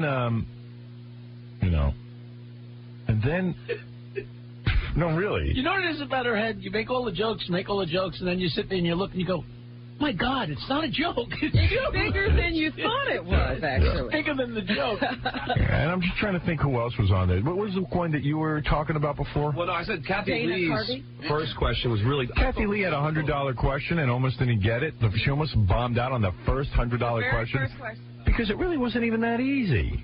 What was it? It was that Seattle is called the Emerald City. And it said, which Wizard of Oz phrase it refers to Seattle? And it was Emerald City or Munchkinland. And I didn't really know the answer of that. I didn't know that. No one did. No. And everyone was acting like, she's going to bomb out on a $100 question. And the $100 question is usually much easier. That was at least a $1,000 question. Yeah, definitely. Yeah. But she looked, I don't know. Does she look good or bad? I couldn't decide. I called Ralph. I go, hey, Ralph. It looks sad in a way. She looks sad. I don't know. Yeah, she was very, very pathetic. Yeah, not confident and scared. And she didn't you know what? comfortable It's at funny Regis. that you should say that because I was watching Hollywood Squares last night, and she was also on Hollywood Squares. Mm-hmm. So she must be doing all the games this week. I think, yeah. And that Bruce Valanche made a dyslexia joke. He was answering a question, and he said, well, I'm a dyslexic Broadway lover, so the play was called Annie Gets Your Nug. Right. And Kathy Lee said, what? Annie Gets Your Nug. What? She didn't get it. Annie Gets Your Nug. And finally, Whoopi had to explain it to her. He's saying it backwards. Dyslexia. Remember? And she's like, oh. Oh, my God. Maybe she's stupid. She's really not that bright. I guess that's what it was. She was feeling insecure because she's an idiot. Yeah. Well, she said to Regis, well, but you know what? You know she's an idiot. I mean, think about her life. She's complaining. She's getting out of the business because Cody and Cassie are being made fun of in the newspapers, and she's busy putting them in TV shows and infomercials. And she's playing an imbecile. and Cassidy plays. Yeah, I mean, Get him out of the spotlight. You know, I wish her lifeline had been GIF. So she's still playing. She's in the middle. Or was it Dana Carvey? No, Dana Carvey's in the middle. Who? Yeah. They were like, he was trying to be funny every second. You almost feel bad for him. Dana Carvey came off real bad. Cracking jokes. And you know what it is? Obviously, everyone likes the show Millionaire. It's huge in the ratings. In fact, you're saying the special Sunday night version killed 60 Minutes. Well, that's what I was going to say. How did it do? It did really well. That was, they're taking out the big guns to blow off 60 Minutes. It did really well. And it sweeps. And during sweeps for 60 Minutes to take a hit like that is, ABC's really dicking with them. Yeah. So, although Millionaire's numbers were down from what they usually are because 60 Minutes still has an audience, but it wasn't as popular as it normally is, but it's still. But 60 Minutes took a bigger hit. Like where 60 Minutes usually has 17 million viewers, they had 10 million viewers. And where Millionaire usually has 28 million viewers, they had like 17 or 18 million viewers. But nevertheless, Millionaire won. Yeah. Get right down to it. Get right. F you. It's a game show. It could be that they didn't know it was on at that time. That show is a juggernaut. They would have all abandoned 60 Minutes. Yeah.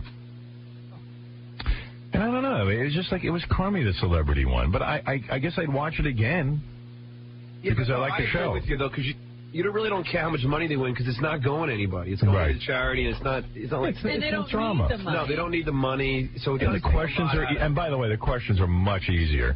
They claim they didn't do it. No. Hello, please. Although the Kathy Lee one that she lost on, I thought was... What was the one she lost on? I didn't see the movie. It's what jazz guitar... Yes, that was hard. One. That was the Woody Allen movie?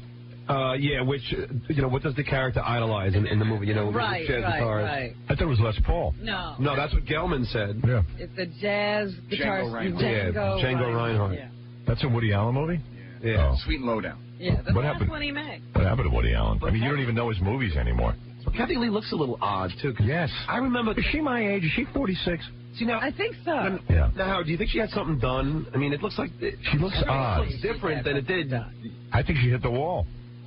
But she's trying to, hang on, maintain. I don't know.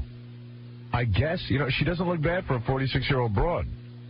I don't think so. And then she tried to say to Regis, well, Regis, I'm not going to be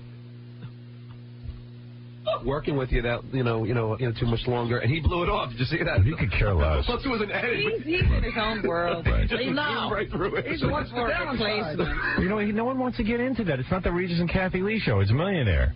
She should just shut up and play the stupid game. Everything's all about Kathy Lee. Right. Well, I'm not going to be working with you much longer. It's like he's like, thank God. I'm sure. Yeah. Counting the days. What month? Here's Joe. Joe, you're on the air. Hey, Howard, I think Steven Spielberg's the one with a small penis. I'm watching NBC last night. He's spouting off, talking trash about you. Steven Spielberg's talking about me? Yeah, he was something to the effect of, like, Son of the Beach is a tasteless amateur production, and, Howard's got no business being around movies. This guy was just going off. Steven Spielberg? Yeah. How classless. So you got a little romance going. Sure. I don't know if it's a romance, but you call me. Look, I'm telling you, there's, some interest here. Mm-hmm. Please, you don't get off a plane and call anybody. Right. What is that, Jackie? Jealous? Just listening to Robin analyze. Oh, I know this stuff. I know She's women. a girl. I know women. She's a girl. She knows girl stuff. I take her word for it. She wants him. What's so bad about that? You don't believe she could want him? No, he's just jealous. I admit I was jealous. Jealous of course not. She wants you. Perfectly nude sent over. No, I wouldn't say that. What's going on? It's in its early stages. Go ahead, Jim. You're on the air. Howard? Yeah, I'm going to drag out the friendship ring right now. Jim, yeah, you're on the air. First of all, I want to tell you I hate everything that you do. Thank you. I think you are a horrible person. And I think, you get on the radio and you make fun of everybody else, right. Talk about their kids. I wish somebody would just talk about your kids, and I hope they grow up and marry some black guy. What's wrong with that? He doesn't like black guys. Oh, you don't like black men? I'm black, my friend. Oh, so you hope my daughter marries a black guy, so you say it like it's a bad thing. You self-hating black man. First time somebody comes in the studio, you ask the girl, do you date a black guy? You make that because you know you prejudiced, and you try to back up, oh, I was raised in a black neighborhood. And I don't feel I'm prejudiced. And that little black bitch that's there with you. Now, you're the prejudiced one. You call Robin a black bitch. I'm just a bitch. I'm a black. Yeah, you call Robin a black bitch. You're a self-hating black man. You are a self-hating black man, and you won't admit it. I'm glad your father did to you what he did. And then you have the nerve to write a book about it. You're just one stupid little bitch. Thank and you. Howard? Thank you. You read it, didn't you? I hope. No, I didn't. And Yes. Howard, actually, there's some things that I do like. I like this show. Good enough. All right, fair enough. You don't have to like everything. Thank you, sir. All right. All right, there he goes. He came to his senses. He's funny. Where was I? I had to call the head of CBS programming yesterday, Les Moonves. Really? Why were you calling him? Well, because I wanted to pitch him a television show that I had in mind. I didn't get him. I got his answering machine. Did you ever hear his answering machine? No. Listen to this. Hello. Sorry, I can't come to the phone right now. I'm in the can. He's nuts. After the beep tone, leave your phone number and message. There it is. Here's the beep. He's a funny guy. He is a funny guy. All right, thank you. There you go. Isn't that great? What's up? What's up? What's up? What's up? Everybody, what's up? What's up? Oh, baby, you're so hot. You have such a perfect body. Is that a leader calling your pet? Are you just happy to see me? Oh, I'm happy. Would you like some? I'll take a double. You seem a little damp. Oh, Jesus. Oh, I'm so sorry. Oh, God. Oh, God, I'm so embarrassed. How many first dates haven't turned into second dates because of uterine gas? How many nights of passion have been reduced to Haagen-Dazs, lubricant, and AA batteries because of the unpleasant effects of vaginosis? Right. Don't blame your period. No. Get queef relief. Right. Vivex feminine deodorant anti-flagellant. Vivex doesn't just mask odors, it sends them packing with a 1-2 punch of mentholated Snapatoilex for fresh breath. Right. And propylene benzostyrate for tighter tights. Vivex for queef relief when you don't have time for explanations and you can't roll down the window. Vivex for happy beavers. Some side effects may occur with the use of this product, including burning, incontinence, welts, jiggers, and nipple production. Do not use if taking serotonin reuptake inhibitors or while operating heavy machinery. Consult box cover for further indication. There you go. That's the truth. That's a good product. I'm buying some. You want to do the news? Sure, why not? Why not? Why don't we figure out what's going on? That would be the best thing. Colin Gary, I have something to read to him. Flop, flop, flow lie. Hey, you want to hear a funny story? Gary can help me with this. I went to Los Angeles last week with my daughters. And...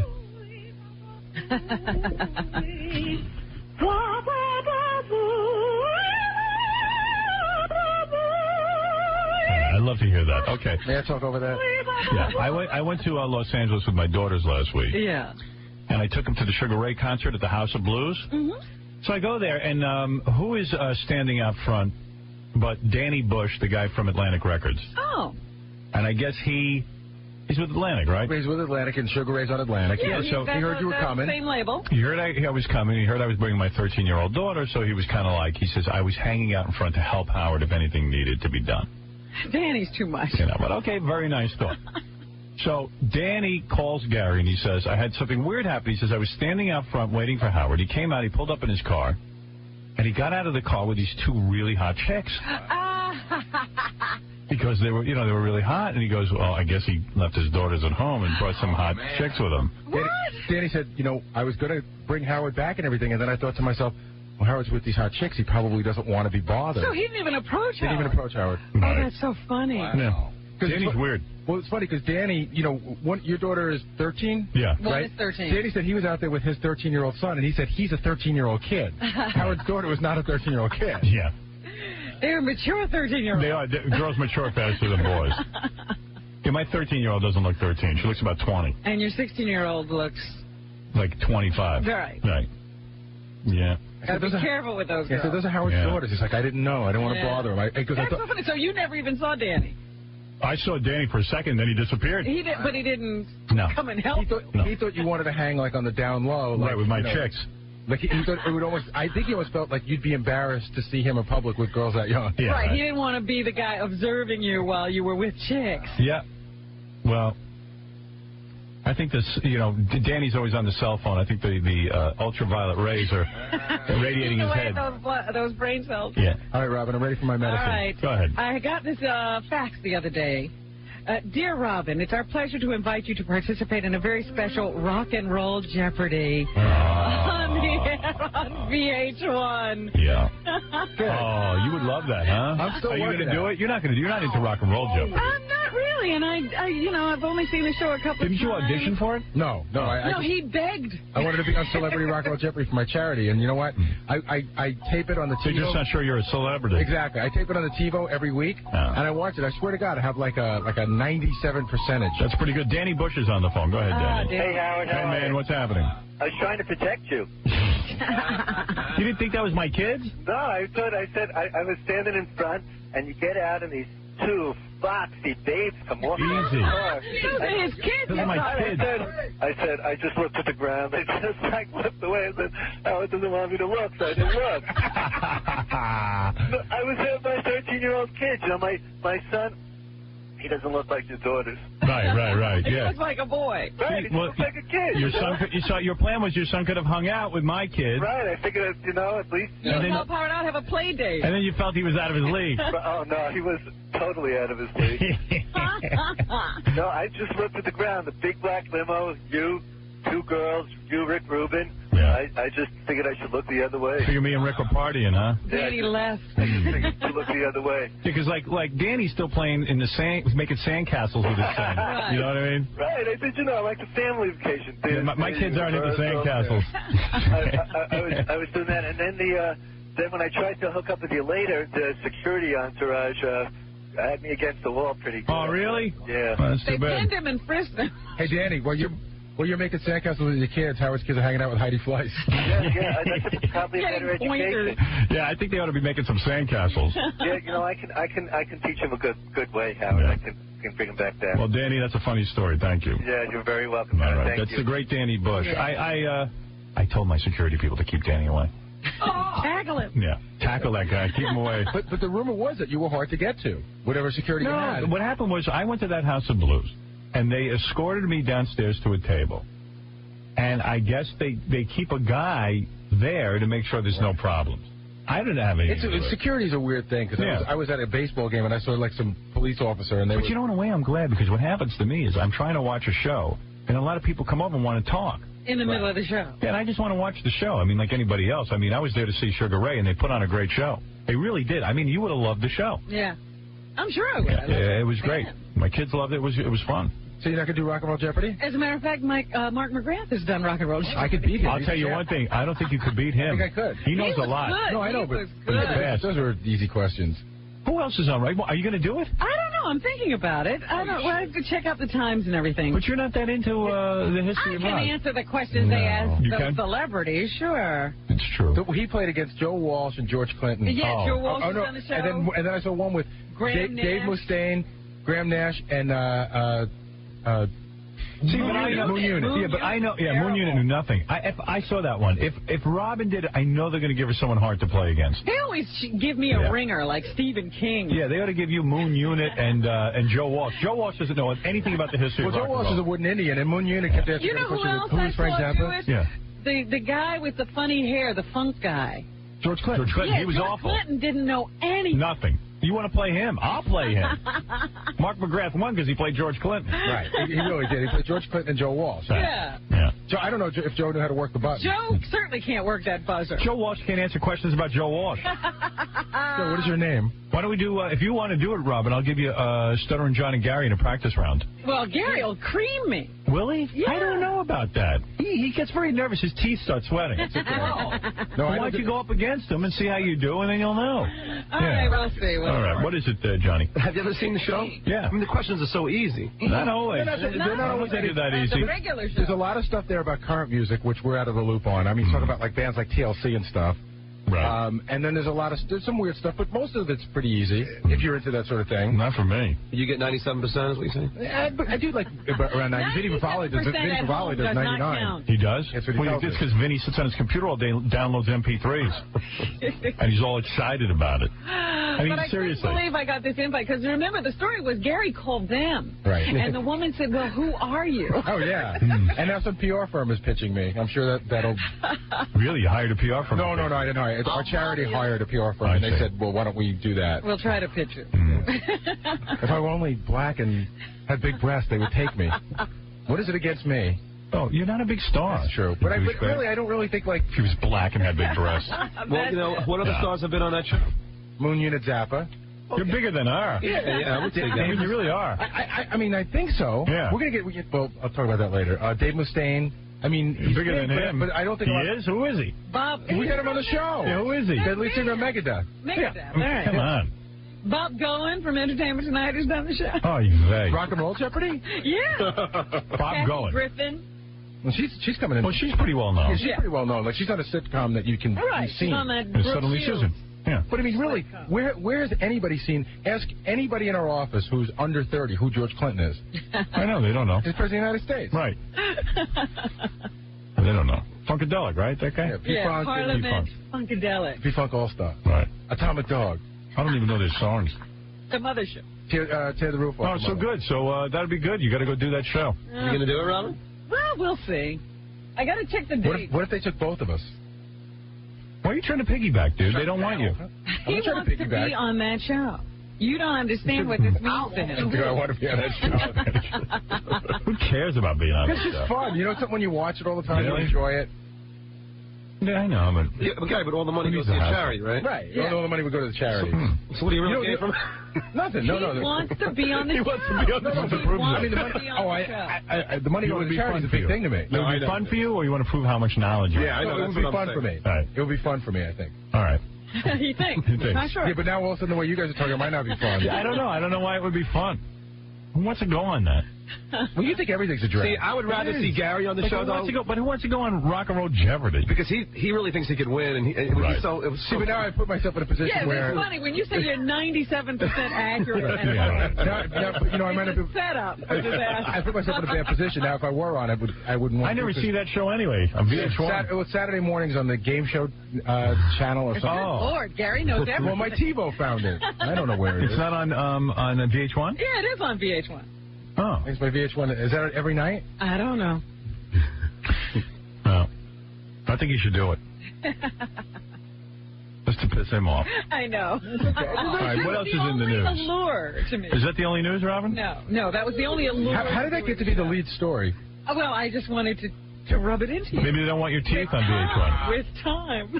Maybe they're afraid his teeth will throw off the white balance. Well, they can't get his teeth in the studio and Right. the contestants as well. We'd have you on, Gary, but your teeth are too big. All right, play number 15 and tell me what this is. We'll play our own game. All right. Hold on. Let me get set up. All right, here we go.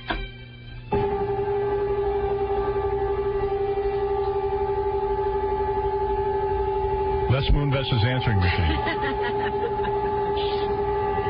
No, Howard. Sounds like the Israeli Holocaust. How do you know this tribute. stuff? It's written on there. No, I know it from the, from that. What?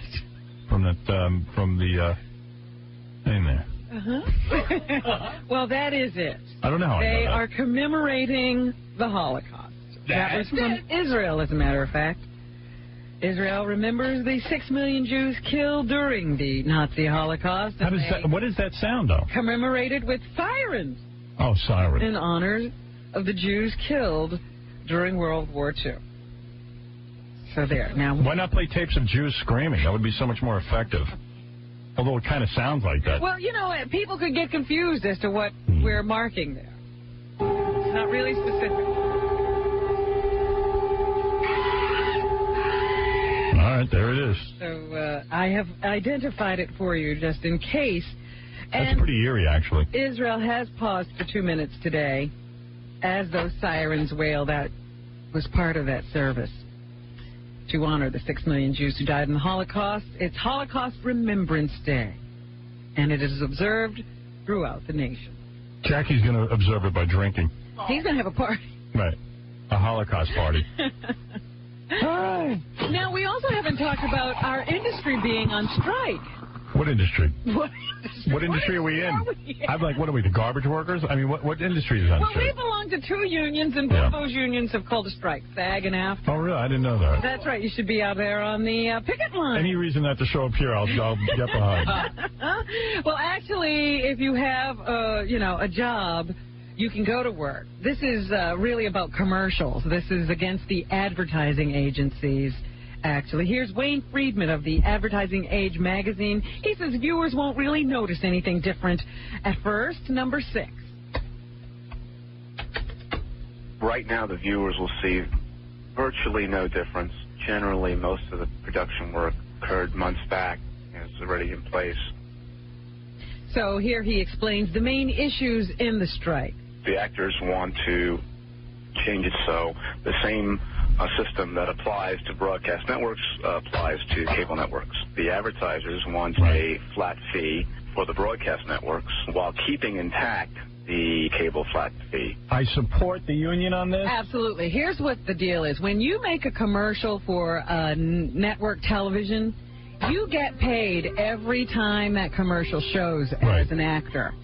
In the cable and internet industries, you get a flat fee. Yeah, I side with the union on this. I believe that it's the rare person out there who can actually make a living doing commercial work. Right. This is one of the way actors manage to support themselves. Yeah. So I support the union.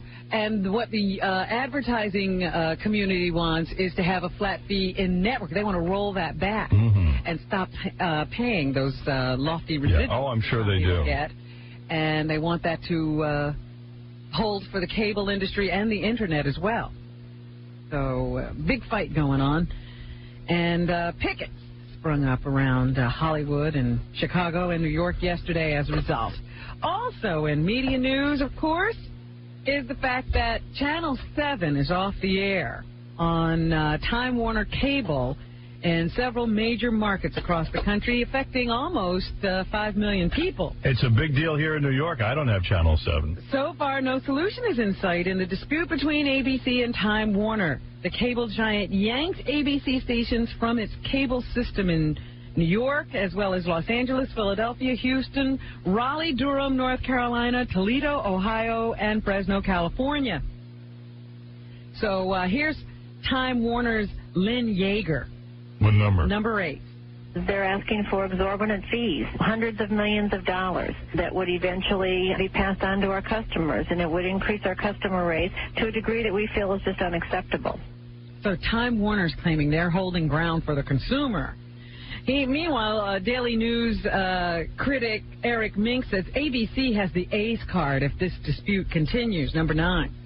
It at least can point to its stars, its shows, as something that viewers identify with and have a great deal of affection and affiliation with. The cable company is the cable company. Everybody hates the cable company. So they think Disney will win this popularity contest if the dispute continues. However, Mayor Giuliani is very upset about this whole thing, and he doesn't think it's fair that a cable company can just yank a major network off the air. So he has asked the government to get involved, and he hopes that they bring this to some kind of a resolution very quickly. Some people are saying it won't last more than 48 hours. Meanwhile, people are missing their favorite fix, Who Wants to Be a Millionaire. Last night they started the celebrity segments on the show, and we missed it here in New York, as well as people in those other parts of the country. Here's a little of the theme music for those who are feeling the withdrawal. Number 10.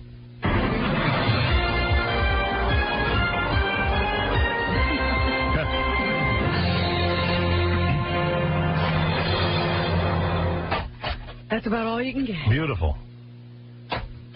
That's beautiful. So anyway, they'll continue arguing and scrolling that funny Disney took away your. I remember once they yanked the E channel off all the cable networks and no one noticed. No one complained. Not one person.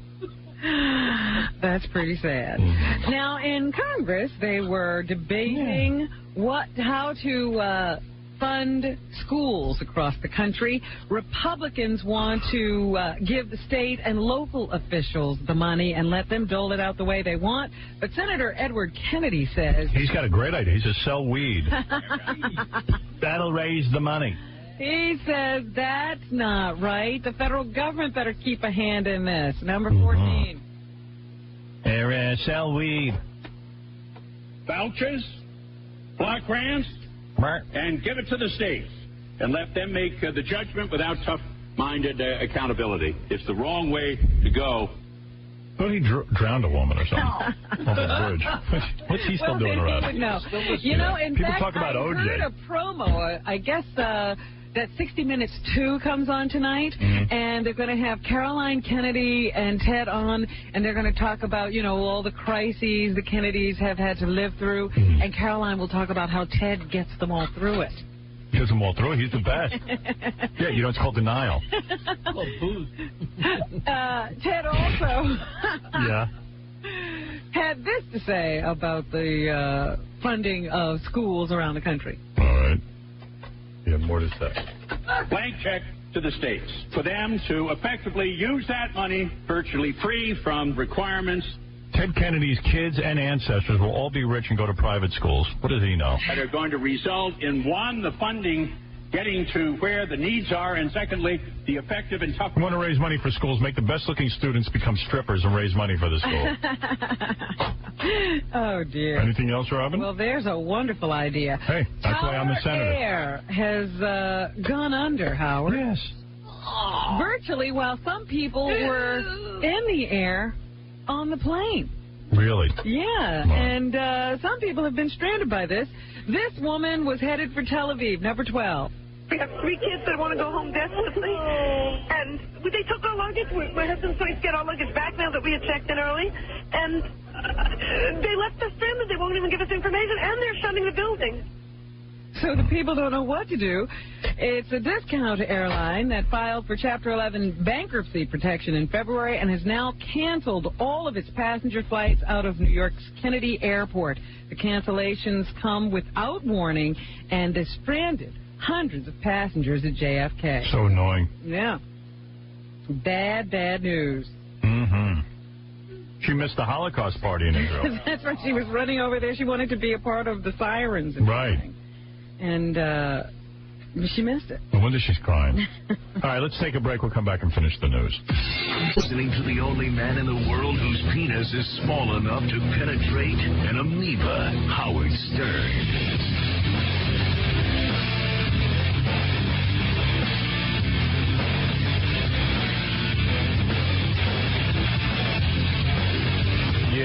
Yeah.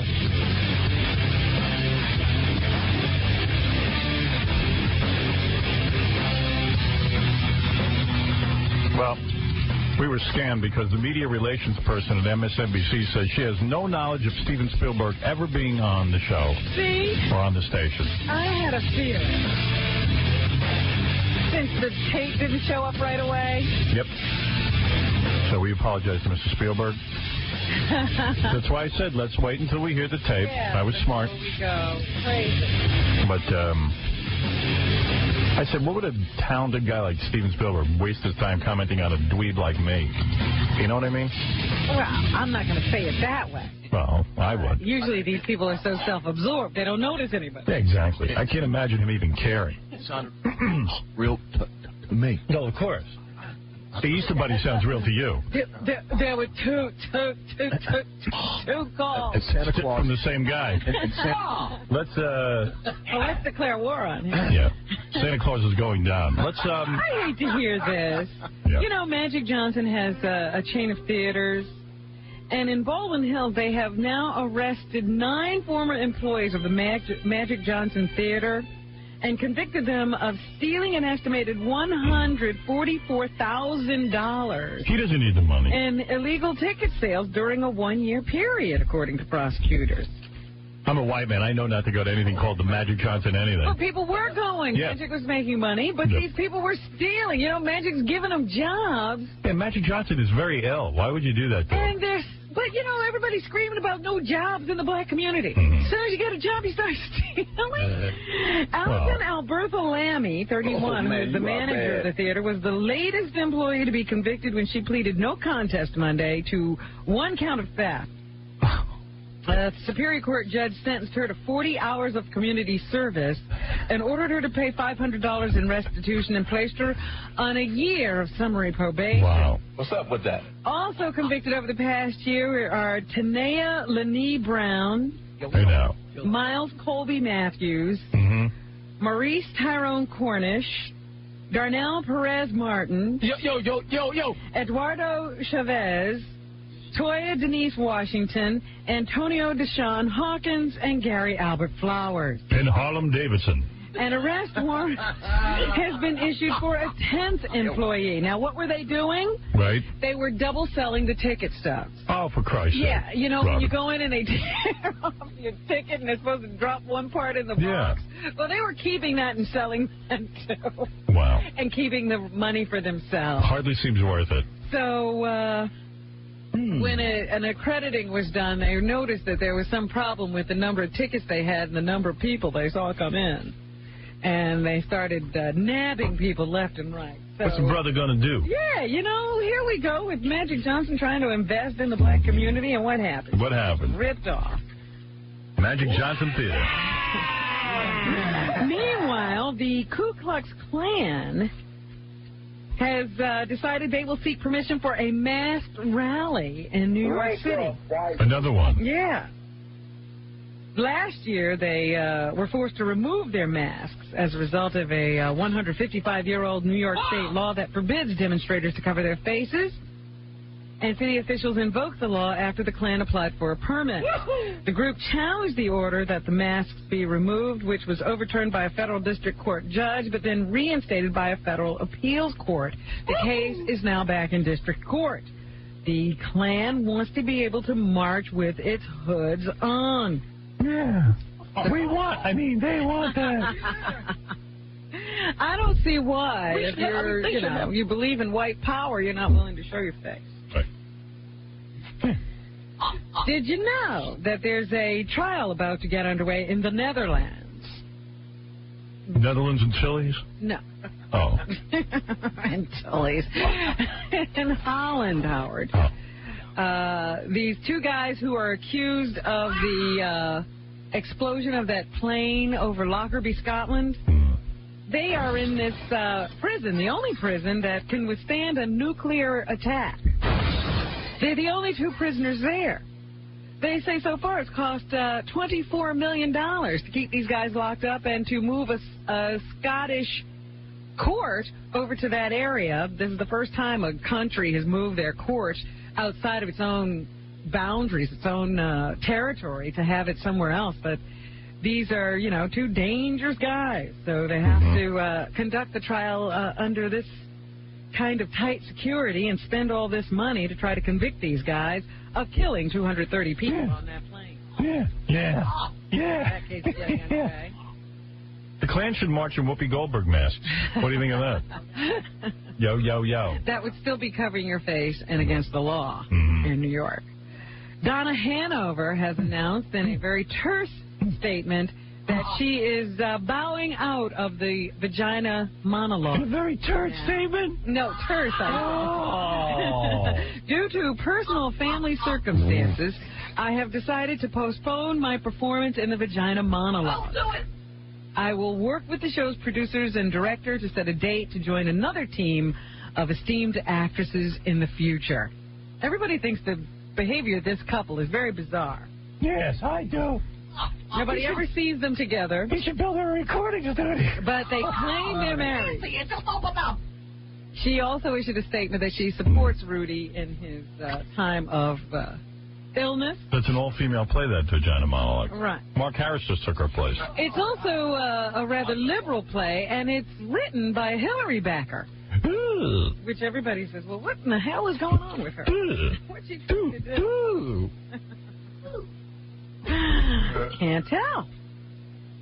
In Pittsburgh, a white immigration lawyer was charged with murder and hate crimes today in the shooting deaths of a Jewish woman, an Indian man, and 2 Asian men in a rampage that singled out minorities. There's another racist picking from the bed. The lawyer, Richard Scout Baumhammer, pleaded not guilty to all charges. He was arraigned on Friday night in the shooting death of a black man at a karate studio. Mr. Baumhammer's lawyer, William Diffenderfer, Baumhammer and Diffenderfer? But he would try to mount an insanity defense and seek to have Mr. Baumhammer moved to a mental hospital from jail. I need some B-Vex. And in Varner, Arkansas, prison officials are preparing for the first execution of a woman in Arkansas in more than 150 years. Good. Why is it so weird when you put a woman to death? Because, that's a guy thing. You don't kill women.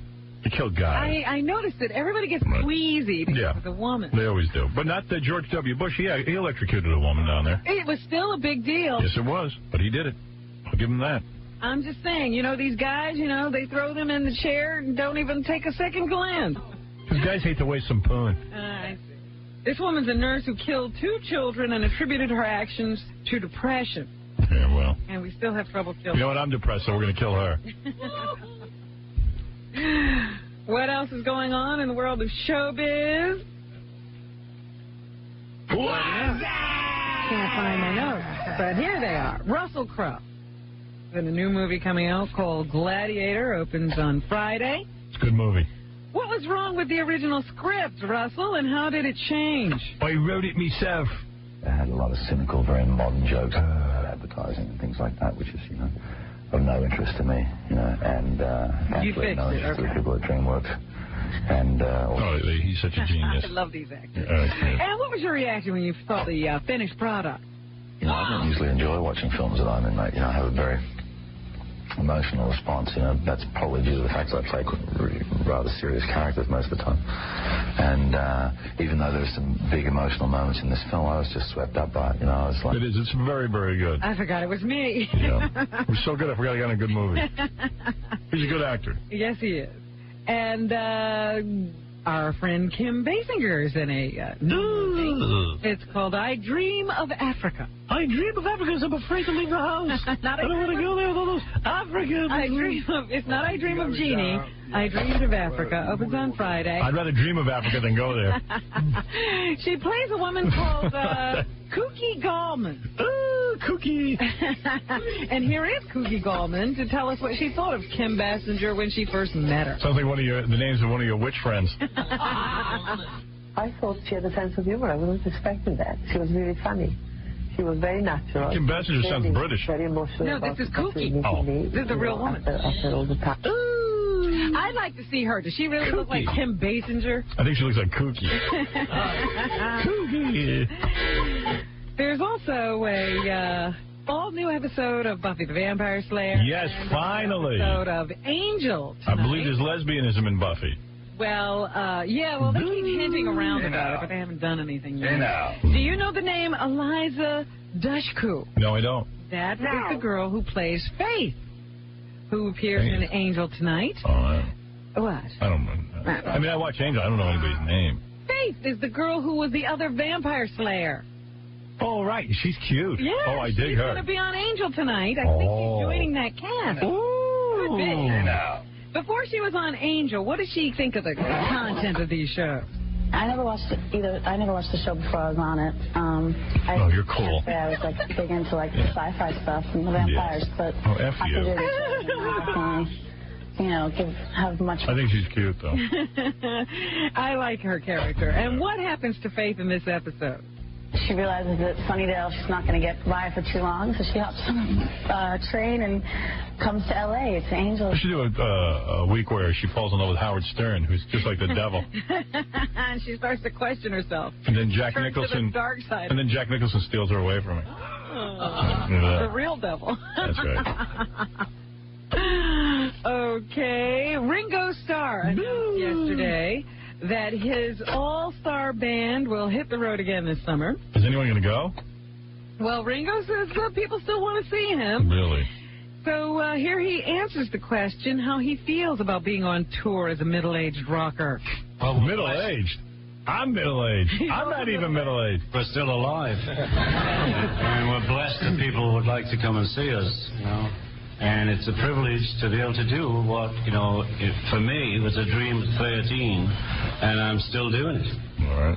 There you go. So there. It's a miracle he's still doing it. And how is George Harrison these days? I haven't talked to him lately. I saw him a while ago, and he's doing better. You know, it's a lot of healing going on. All right, good He words. doesn't know George any more than we do. Right. That's what I'm feeling. Eric Carmen is also touring with Ringo, and here's how come no Casey and the Sunshine Band about working with him. Hey, I get to look over my shoulder at some point in this set and watch Ringo play the drum fill on All By Myself. I sat on the floor and watched that guy and Ed Sullivan, for God's sake, you know. Oh, shut up. You sound like a woman.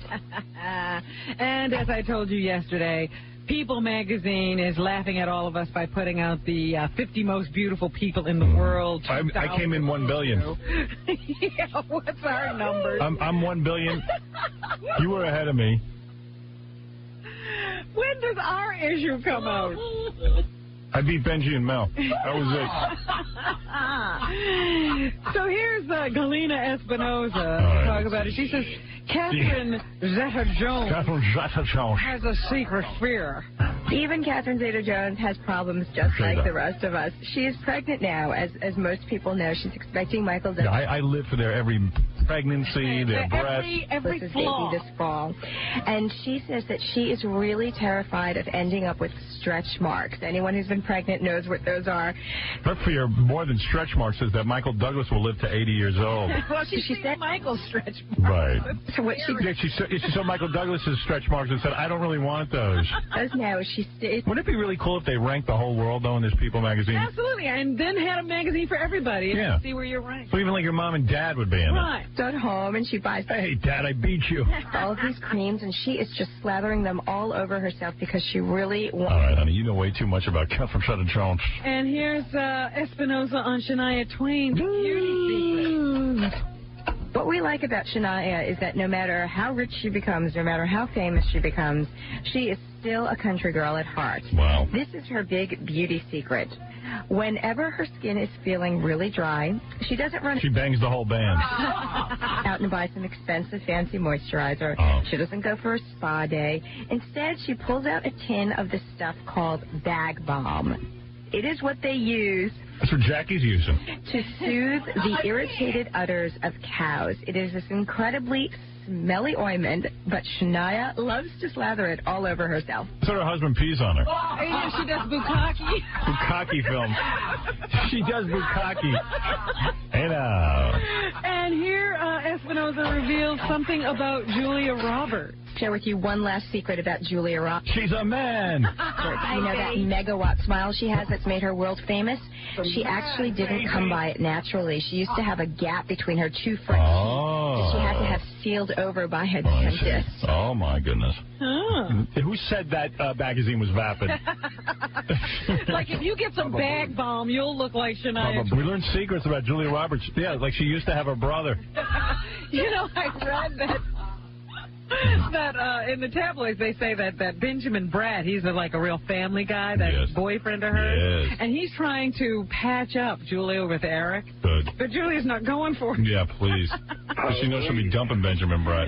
And you said you saw Viva Rock Vegas. You liked it. I liked it. Baldwin with us today. He was asked how his children feel about him being in the Flintstones movie. We don't know him.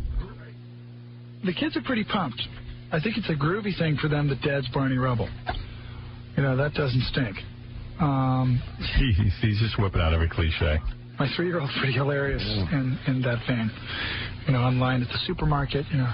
Hey, what's going on? Nothing. My dad's Barney Rubble. What does your dad do? Oh, boy. Please, Stephen. Stay away from the microphone. You know, I think he didn't come in here to promote this movie because it's for kids. Yeah. And he, I guess, was told to stay away from No one in our audience has kids. He was told to stay away from us by the studio, probably. And did he really go into... Is it true that he went into acting because his brother Alec was so successful? I think actually I was consistently doing more theater and so on. Oh, please. And so forth in high school. Alec went into it because of him. Then my brothers were, but then Alec kind of switched careers in college and decided to pursue acting full-time professionally, which he broke into the business first. And then I think we all kind of said to ourselves, if that turkey can do it, then we might as well give it a whirl. All right. Okay. Okay. I didn't know he was a turkey. All right. Who's older, Jackie or actor Lorenzo Music, who does the voice of Garfield the cat and who was the elevator operator on Rhoda? No, I'm going to say Lorenzo. You'd be right. He's 63. Not by much. Guard. And who's older? Robin or Kevin Costner? Leslie Gore or Jackie? Leslie Gore. You would be right. Leslie Gore is a second older than Jackie at 54. Right. And who's older?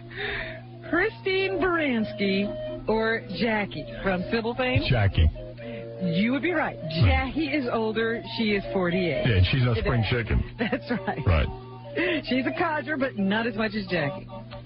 Don't you feel I look younger than Kathy Lee Gifford? Definitely. Thank you. No problem. There's no stretch there. Thank you. That's what's happening. Robin, once again, you've covered the world in a matter of minutes. Jackie, Way Too Many, Heineken, Martling, his 4 Filthy Oleo CDs are all available at Coconuts or call 1-800-323-KING. Jackie, this Friday and Saturday, May 5th and 6th at the Comedy Palace. You must see him live in Andover, Massachusetts. You won't believe it. Well, there's not that many years left. For MP3 audio and Filthy 3D Joke Man, visit jokeman.com. God bless you, Jackie. I hope everything works out over there. And we'll see you tomorrow. At this time, the Howard Stern Radio Network leaves the airwaves for technical adjustments. Yeah. Good morning. All right. Here we are. Monday morning. Everyone is ready. How's your voice, Robin? You back? My voice is it's in and out. Yep. I think it's an allergy thing. Robin developing allergies. I don't know what's going on. Was on a very healthy routine. She's going to go back to eating whatever she used to eat. No, I'm not. You're not? No. Is it a healthy allergy? Look, hey, you know, you're in the paper today, and it was really kind of an interesting reference. What was it? About you, and it is good. You're actually part of a op-ed piece in the New York Post. Wow, I've never made the op-ed page. I know, called Let Him Leave. And it made me realize what a celebrity you are, that they included you in this. You know, this guy, this is from the National Review, you know, the conservative. Yeah. Yep. And they say that a predictable feature of any election is that you always get some left-winger who says they're leaving America if a Republican should become president. So it goes on to say pop singer Eddie Vedder, you know, of course, Eddie Vedder from Pearl Jam. And actor Alec Baldwin took the pledge prior to the 2000 election that they would leave the country. Then it says in the next sentence, radio host Robin Quivers followed suit in 2004 that you were leaving if George Bush won. That's true. I did say that. All were still residents here last time we checked. Though Vedder seems to have moved to Hawaii, which is at least a gesture in the right direction. He's almost out of the country. That's out of the country, I think. I think we can give him props. First at bat in this year's election cycle has been actress Susan Sarandon, who has vowed to go into exile with her husband Tim Robbins should John McCain be the victor in November. Isn't she in exile already? I haven't seen her in a while. She was in New York. And then the guy writes, what a pity that they're lying, too. So you're in there, Robin. Oh, my. Robin Quivers is leaving the country. Is leaving the country. I haven't left yet, but I could be preparing. He doesn't know. You must leave. Doesn't mean I have to leave right away. You promised. Well, Roman Polanski said if Reagan was elected, he would leave the country. And he did. Yes, he did. He left. Oh, boy. Where do I begin? I watched Artie on Letterman. You know what? Completely, because of this whole thing, I went home and went to sleep and didn't remember. Tape it. I'm terrible about that. Artie was great again. He's always good on that show. I thought you had a very good appearance. Did you feel good about it, Artie? Yeah, I did. Again, it's I'm like you with that thing. I mean, right. I used to always say to you, or think of you when I was a fan, God, he's like the best guest ever. Why do you get so neurotic? And I've had a couple of good times there, but I'm still nervous about it, Right. But Tim Sabian was there with me. I was able to squeeze in at the end by Sirius for Father's Day. I said I figured Scott Greenstein gave you the lecture. Yeah, Scott got me before I left that day, and Scott asked me to, his original thought was maybe to give Letterman, he's going to get mad at me now, but he wanted me to give Letterman a stiletto, at the end for Father's Day. Just to help out your appearance. It's not totally... Didn't Scott have me do that once on Letterman? Well, you gave something, didn't you? I gave Letterman a radio. Well, here's what it forces me to do. It's like, Scott's been great to me. I love him, so there's nothing I wouldn't do for him. But I said, he said, and look, giving Letterman something for Father's Day now isn't totally contrived, because he does talk about his baby a lot, so whatever.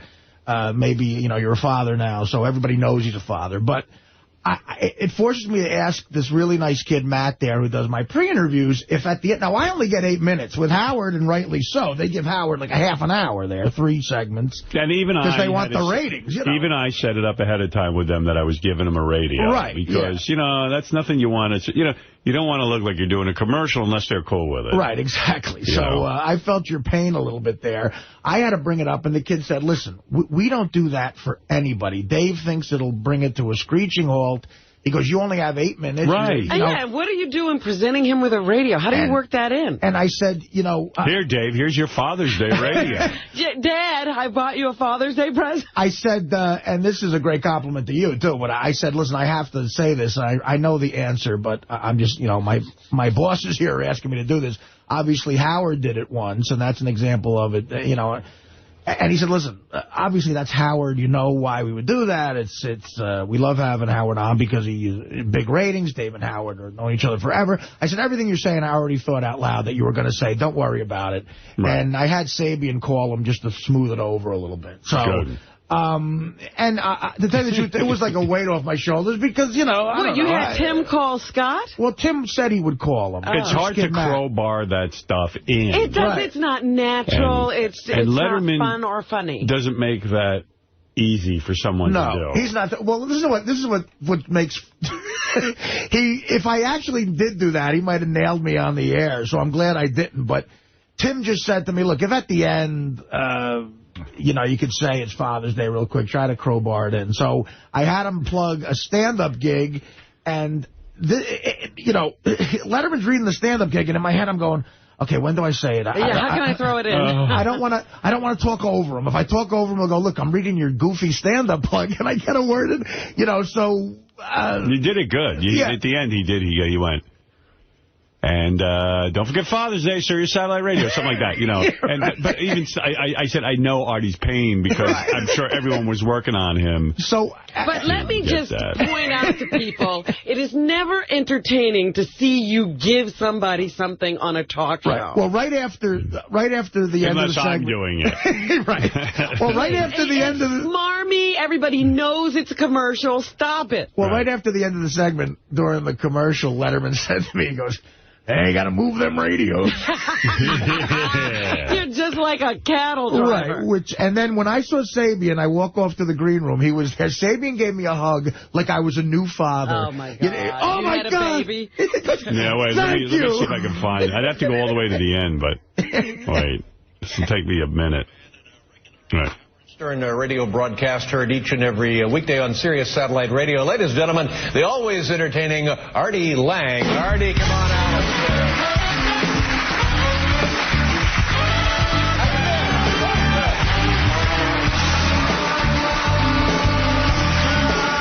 Is that your song? It sounded like they were singing Artie. Isn't that Party? Yeah, but they were Party. going Artie. Right. You think they were singing Artie? I think so. Good I guess, yeah. Good to be here as always, man. Yeah, I always appreciate you fixing yourself up before you come in. You know what? I can't stop sweating lately. Well, I don't know what to tell you. It's been warm, though. Yeah. Well, it has, yeah. And I'm a spin class instructor, as you know. And, I feel like, lately I feel like Dom DeLuise. I gotta Spin class instructor's a good line, man. do something about it. Tell me about your summer. What do you do during the summer? You find yourself more active in the summer? Well, no. But I was dragged to a family barbecue recently. Do you ever have to go to those? Well, occasionally, yes. Yeah. I mean, my family's fun, but I come from a very loud Italian... I'm gonna go to the end where you get crowbar in yours, Okay. David. All right. family in New Jersey. Confusing hop or mad parent. Like when are you listen to it like that? Good job. You get this worse. I was on room service and this is going to take forever. Mad quick and I said that fun. You know, I'm like strange. I have to follow. You know what it is? There's no way to what do you call it? Just like fast forward right to the end. You know what I mean? I don't think. No meter. Yeah. And I'm sure if I miss it. Hold on. I only got 2 more minutes to fast forward. So about a minute I'll stop. Yeah, I was at the end of that one story. Something you from your... Yeah, I know where to go. My mother was great at Friday. I got ossified drunk with my boss, and he said, hey, let's go fishing tomorrow. I'll pick you up at like... So the next day I wake hungover. I was late to my many attacks. Wow, that's great. Good job. And my hand to God, I'm going fishing. She got a genuine spin at the top of her lungs. Wait, you you'll are see. too fat to fish. Letterman laughing, having a good time. Boy, that's hold it. Funny without the setup. We'll be at the Nokia Theater in Dallas. Yeah, Nokia Theater in Dallas. June 20th. And it's Father's Day, and get your father a Sirius satellite radio. That's the best thing. Your kids should get you one, man. Good idea. Good to see you, Artie. All right. Always a pleasure. Get the fuck out. We'll be right back with Emily Harris. It's always awkward, man. But you got it in, man. I got it in. Actually, it wasn't rushed at all. I'm a company. Well, no, he got it in beautiful. Yeah. Like it felt like it was rushed. No, I thought you'd be shouting over the music. You should have given him a Mercedes and driven on stage with a Sirius installed in it. There you go. There's a gift. Yeah, that's a gift. Yeah, but Artie... that doesn't look tacky. Yeah. Artie was real good. He got a bunch of stories in, and he was funny. Letterman was engaged and laughing and having a good time. I always have to watch what's going on there because I kind of know Artie's pain being on that show. And, you watch to see if Letterman's laughing, because he can bury you if he's not laughing. Right. But he seems to like Artie. Artie has been on a few times now. He's not worried about Artie being able to fill the spot. Jonathan, you're on the air. Hey, now. Hey. Hey, I wanted to comment on Artie's Letterman appearance. He was real funny, but I have 3 problems. First problem, the fucking cargo pants. Get rid of them. It's the only thing that fits right now. He's heavy. I know what you're saying. What would you suggest, sir? What's he going to wear, a caftan? The second problem is, would it kill him to shave the fucking beard? I know it'll expose all 3 of his chins, but come on, shave it. Well, you just said why I leave it on when I'm fat. I shaved. The first 2 times I did Letterman, I treated it like my fucking wedding. I shaved. I tried to, you know what I mean? And I just looked too fat, man. You know? Artie's not going to lose weight. He's growing a beard to mask it off. That's good. If he could grow the beard all the way down to his feet, oh, absolutely, no one would be able to see what was doing. I want to be... Sasquatch doesn't look heavy when you see him, right? Sure, Sasquatch has an enormous beard. That's an amazing I'm growing a beard down to my knees. You can't see my belly. Oh, my... Yeah, I mean, come on, dude. You hit me... Right. Well, listen, he was a little bit overweight, so he wore the beard so that you wouldn't, look fat. But also, a major problem is occurring now with these shows. If you remember the last time I was on Kimmel, I had a sweat stain on a shirt I put on seconds before. Did you sweat on Letterman? Well, I had well, here's the thing. I walk out, I shake his hand, and they have a full-length mirror there right before you go out. So I'm just so fucking nervous. And I look in the full-length mirror real quick, and I notice a sweat stain right in the middle of my big fat stomach. And I'm like, whatever, I'm just not going to fucking deal with it. Right. So I walk out. What are you going to do at that point? Right. I walk out, and Letterman, you know, he shakes my hand, and I notice his eyes real quick notice the stain. Oh, you're crazy. You don't know that. That's why I think he said what he said, because he noticed the stain and the rest. He said, you know, it's always nice to get dressed. You know. You thought a guy jizzed on your fucking chest again. Well, thank God he didn't think that. But Artie was at no orgy. You're becoming that fat comedian. Oh, no, he's not. He is. He's the gonna guy, lose the weight. like, when I was a kid and you'd watch, like, the Mike Douglas show, there was always some big fat guy who'd come out sweating, and you wondered if he was going to die on the show. Is that Artie? Yeah, but Are you going to become that? I have plenty of tape of me on talk shows when I'm skinny, because I used to be that skinny comedian. Someone At least I'm not always the fat comedian. I would never be aware of this, because I kind of just judge the appearance on content. Me too. And someone said to me, Artie wore the same exact outfit that he wore in his last Letterman appearance. Oh, like, no. Literally. No. No, that's what they're saying. Different shirt. Oh, but the same cargo pants? Probably, And yeah. did you wear a jacket or no? Yeah, leather jacket. Leather jacket, yeah. Well, I mean, I wore a different shirt. I know that for a fact. You know, when you gain weight, it's such a pain in the ass to go shopping, and you don't want to, so you start running out of clothes to wear. Because when I was heavy, Oh, yeah, you don't want to dress that body. I always wore this, and then I started the sweatpants thing like Artie's into, and I would like, you know, then it just became, gee, I don't even think any of my pants fit anymore. I didn't even know. I was guessing. The fans are the best. They know exactly. The fans are like older brothers and sisters to me, or younger. They, when I do stand-up gigs, they know exactly the size I wear. I like 100% cotton.